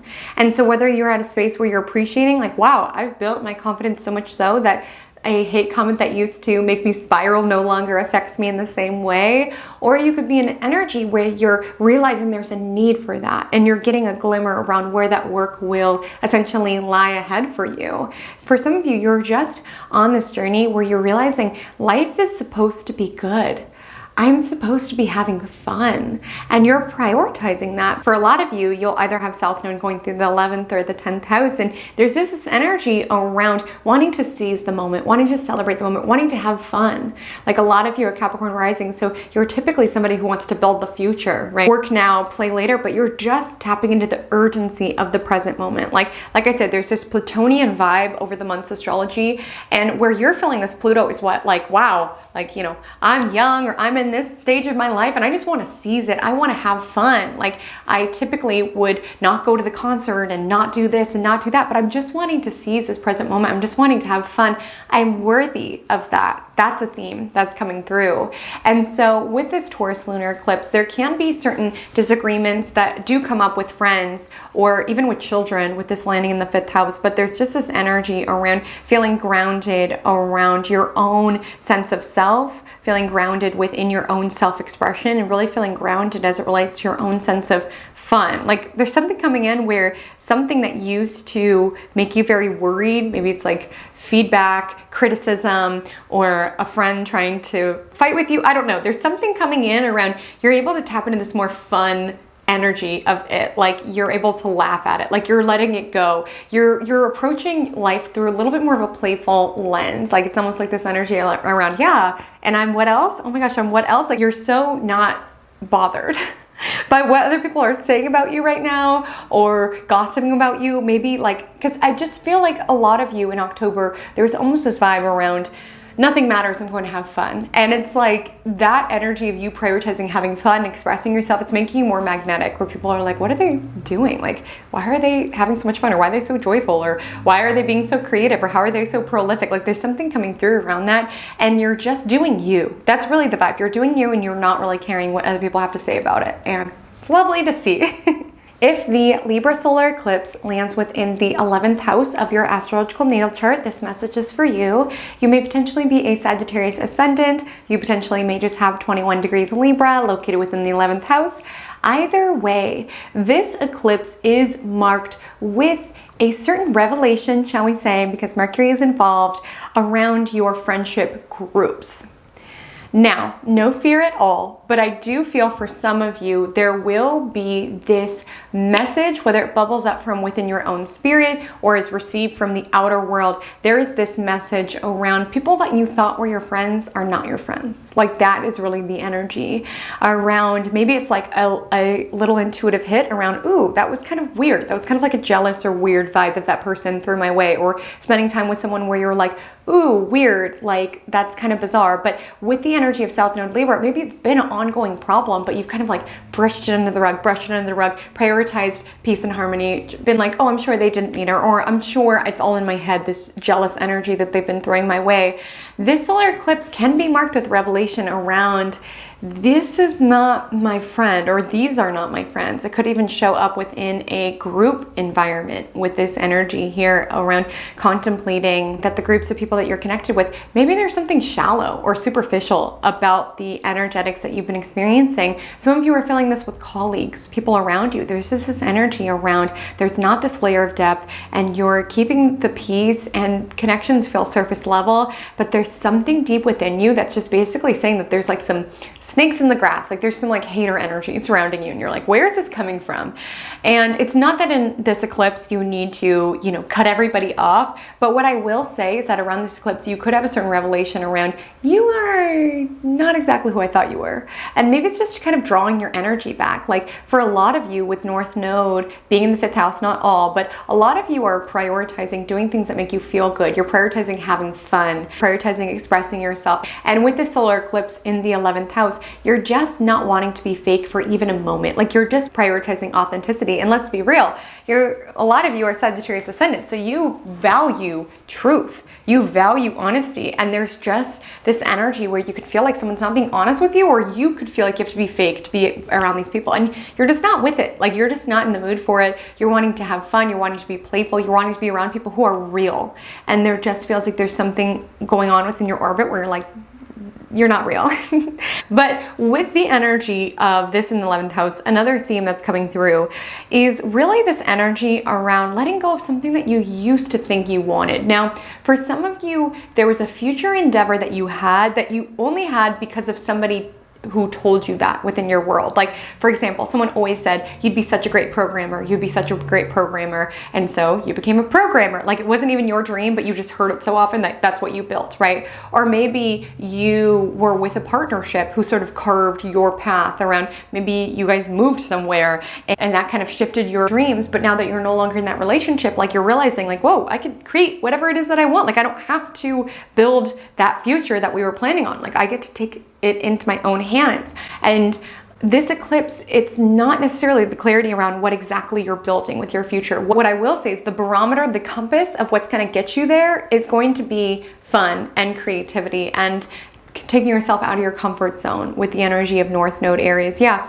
there's something around, there's a group of people that you've been connected with or there's friends that you've been connected with where it's just, there's something around it that's kind of in your comfort zone. It's like the same community, the same people. And with the North Node most likely being in your 5th house, you're being asked to find new hobbies, challenge yourself, tap into the more playful, raw sides of yourself. And so with this lunation, you might be feeling a little lost because you're like, oh, the people that I was surrounded by are not the people I thought they were. The dreams I thought I was building are not what I thought they were. Like there's just this in between. But at this moment, prioritize having fun. Like maybe something that came alive for you with all this Pluto energy in this month's astrology is like, oh my gosh, like time is so fleeting, right? Time is so fleeting, and I want to prioritize it and have fun while I have it. Like with this energy of Pluto, like a lot of times Pluto can put a lot of us into existential crisis mode where it's like nothing matters. But for you, what I feel is coming alive is like this energy around, I don't even know if I have tomorrow. So I like want to seize today. I want to have fun. I want to do things. I want to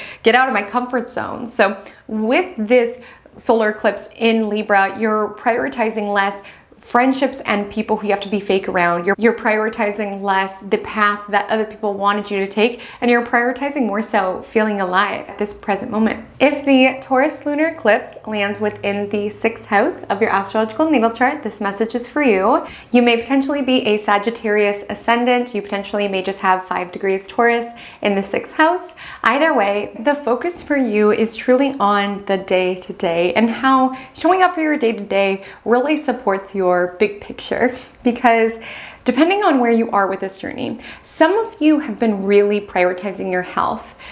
Maybe there was a bit of information that you received that really shook that alive within you around, ooh, I need to prioritize this. Or maybe even just someone within your orbit, you're like, ooh, this is something that I need to prioritize right now. And for some of you, this lunation can be marked with this celebration around how good it feels to take care of yourself within this way. For others of you, it can be a glimmer around, okay, it's time. Like there's this urgency with the Pluto aspects around, it's time to take care of myself. It's time to prioritize movement and diet and exercise and all of these 6th house themes in order to feel my best. Like with this energy of the Taurus lunar eclipse, it's like a way to show how much you value yourself. And this eclipse could kind of bring that to the surface within you. One thing I want to let you know is that you can imagine to be very busy.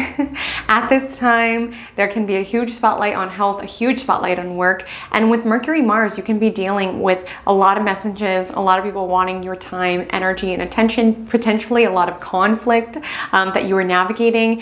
And this is a reminder that you truly need to show up for yourself first. And I know it's so cliche, put on your oxygen mask before you put on your children's, but I'm not kidding. You need to do that right now. With this energy, it's basically saying, if I'm not showing myself how much I love and value myself, that is going to come through via the quality of my work. Like literally, like you might be listening to this and you're like, Haley, Comet, you don't understand all the deadlines and how much is on my plate. I completely understand you. But when I say, even if you do not work within something that is energetic or spiritual, the work that you put into a project will be felt on the receiving end.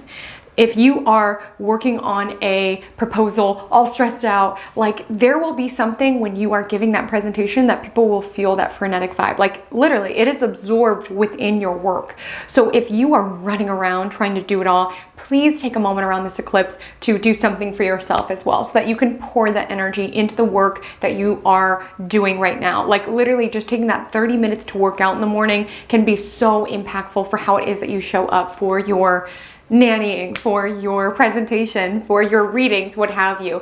And this is a time to really celebrate the boundaries that you have enacted in regards to that. Some of you, there could have been things that have shifted within work. You could have gotten a new position. Maybe this is a glimmer around a project being out there that you're proud of yourself on, or maybe it's just celebrating the stability that you've created within your working world by equally showing up for yourself as well. Maybe there's a coworker or stressful situation that's trying you, but you're not letting it affect you to the level that you typically would. This is growth. This is something to celebrate. If the Libra solar eclipse lands within the 12th house of your astrological natal chart, this message is for you. You may potentially be a Scorpio ascendant. You potentially may just have 21 degrees Libra located within the 12th house. Either way, for you, this eclipse is essentially about coming out of the shadows and allowing yourself to be truly seen. Because for some of you, you've been on this journey where it has felt safer to hide away, to keep certain aspects of yourself private, to not be out in the world. And this is an eclipse around allowing yourself to be seen, because again, allowing yourself to be seen is allowing yourself to be judged. And for some of you, you've hid away because you don't want to open yourself up to that. And there could have been painful messages embarked in that decision to sort of limit access to yourself. And this shows up in a lot of different ways. Like some of you could have been kind of in your hermit era and this lunation is kind of marking the end of that. Some of you could have been kind of closed off to new connections, and this lunation is the end of that, or closed off to new working opportunities because you've been deep in your own healing journey or something of that nature. What I will say is that while this season of your life has been helpful up to this point, and it's not helpful moving forward. Like you're being asked to be seen, you're being asked to prioritize being out in the world, and a lot of blessings are waiting for you when you get out of your comfort zone. Like some of you have sort of been hiding away. Again, baby steps, take little efforts to get back out into the world, however this shows up, whether it's kind of like socially, within work, there's something coming up around you're coming out of the shadows, you're coming out of the period that you've been in and moving into a season of your life that is more so about authenticity and messiness. Because when it comes to this lunation, there's something coming in around pushing away your own shadow, right? Like not wanting to get too close to people because then they will see you within that shadow self, or even avoiding your own shadow. And there's just something around taking the spiritual work that you've done, the work that you've done in solitude, and taking it out into the world and understanding there will be messy moments. People will see you imperfectly, but it's safe for you to come out of hiding. That's what I want to tell you. And so with a lot of you, with this lunation, you're really being asked to advocate for yourself, advocate for a working opportunity. You're being asked to heal. Some of you are releasing a chapter of your life that has been mostly about healing, or for some of you, this healing journey could have been catalyzed from a romantic relationship that is still alive within you. Random, but for a couple of you, there's someone that you're connected with like telepathically, or there's something coming in around some connection that's still alive within your energy field, where it's like they're not part of your physical reality. You can connect with them through readings and through dreams, and it feels good to be connected with them in that way. But I want to let you know there's something transpiring here where having that person alive within your energetic field is taking up space for new opportunities to come within your space. Like, again, I'm not saying to not prioritize solitude and spirituality, like that's a part of our experience, right? But what I am saying is a lot of your work and a lot where the cosmos is challenging you is going to be within your physical world. And you deserve somebody who shows up within your physical world, not just somebody connected to you in the ethers. As fun as that can be, that'll probably only be a message for a couple of you. But overall, you're being asked to take that spiritual work and get out into the world. A lot of you are prioritizing now the physical sides of your healing journey, like less so about the emotional, spiritual. Because again, we could stay in our room and meditate all day long and astral project, but if we can't take that work out into the world, like what is the point? Like I feel like that's a huge message with Saturn and Pisces, and with you having the solar eclipse here. So there can be certain experiences that come up in the month of October 2023 that take you out of your comfort zone, that ask you to pay more attention to your waking world, to your tangible world, and to release certain ways that you have escaped from reality, to release certain connections that you have held out hope for, or maybe even secret connections. There's something coming in around, there's like a secret connection where it's not going anywhere, but it's still alive within your energetic field, and you're going to learn in October 2023 that that is not helpful for you, and it's time to close that door altogether. And for some of you, maybe how it is that you self-sabotage is through relationships, and you're closing out that particular cycle. You're moving into your wholesome era. You're moving into an era that's about essentially taking care of your physical world and dialing into your routines and your pets and your plants and like this physical experience. Of course, the spirituality will always be part of it, but for some of you, you've been using, whether it's like a twin flame karmic, like a spiritual love relationship, it's taken a lot of your energy into the spiritual realm, which again is beautiful, but there's just something around, it's been draining you. And in October 2023, you're going to realize more of your energy needs to be focused on your physical, tangible existence. Because for some of you, that connection is literally draining you. Like there's like a vampiric essence. So you can be called to kind of do a cord cutting. For some of you, it's not necessarily on a relationship. It's just some escapist habit that's literally been draining your energy. I feel that strongly. And with the squares to Pluto, you're really being asked to cut it off. And with the energy of Pluto, like again, it's about fully closing that door, fully transforming. And it's not about quite yet stepping into the brand new chapter. So there could be moments around feeling lost, around understanding this habit is not serving you, understanding this is a way that you're checking out from reality, understanding this addiction has gone too far. Like there's an understanding of that, but you're not seeing all of the good that's going to rush into your experience when you officially close that door. So your work in October 2023 is to be aware of what comes up and to trust that it'll make sense with time. If the Taurus lunar eclipse lands in the 7th house of your astrological natal chart, this message is for you.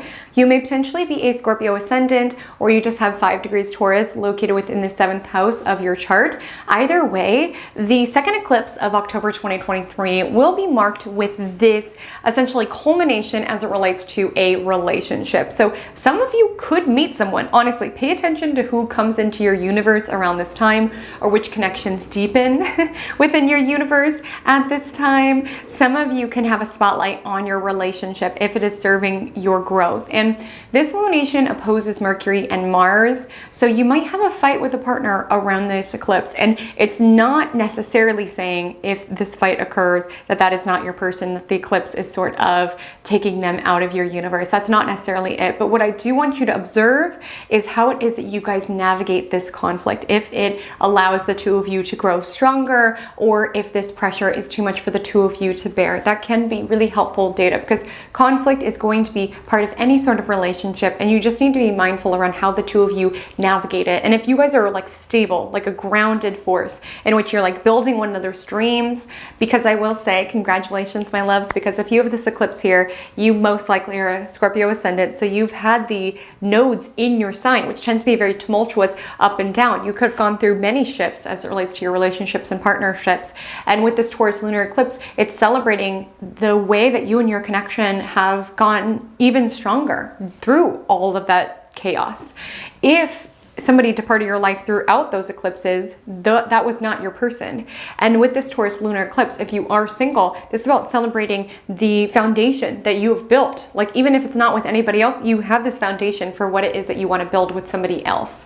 Like this lunation conjoins Jupiter, sextile Saturn, like, you know, you have allowed yourself to demolish that past connection, you know, that fiery tower, in order to build something stronger. And maybe you've done a lot of work on yourself where you're in a space to be able to receive from a partner, to be able to build something really strong and really stable with a partnership. So celebrate the sacred mirrors that come into your universe at this time, whether that's romantic or just one-on-one via the general public. Like really observe who you are inspired by, really observe who comes into your energy field, really observe the conflict that you have at this time with the opposition of Mercury and Mars, and what it reveals to you about you, how the two of you navigate that conflict, what that person reflects to you about you. A lot of people will be accelerating your journey and your lessons around the time of this eclipse, so stay open for what the universe is signaling to you about the connections within your universe. October 2023 is officially cosmic course correction season, and I would love to hear, are you looking forward to the eclipses? Are you scared of the eclipses? Are you ready for this transformation? Buckle your seatbelts, because October 2023 is going to be an interesting ride. I want to give a warm thank you to Ana Luisa for sponsoring this video. Remember that you can get 20% off when you use my code HaleyComet20. The link will be available below within the description. My Instagram handle is @HaleyCometAstrology. My TikTok is the same. I would love to connect with you over there. Let me know the tea. What's coming up for you this eclipse season? And until we meet again, drink lots of water and stay cosmic.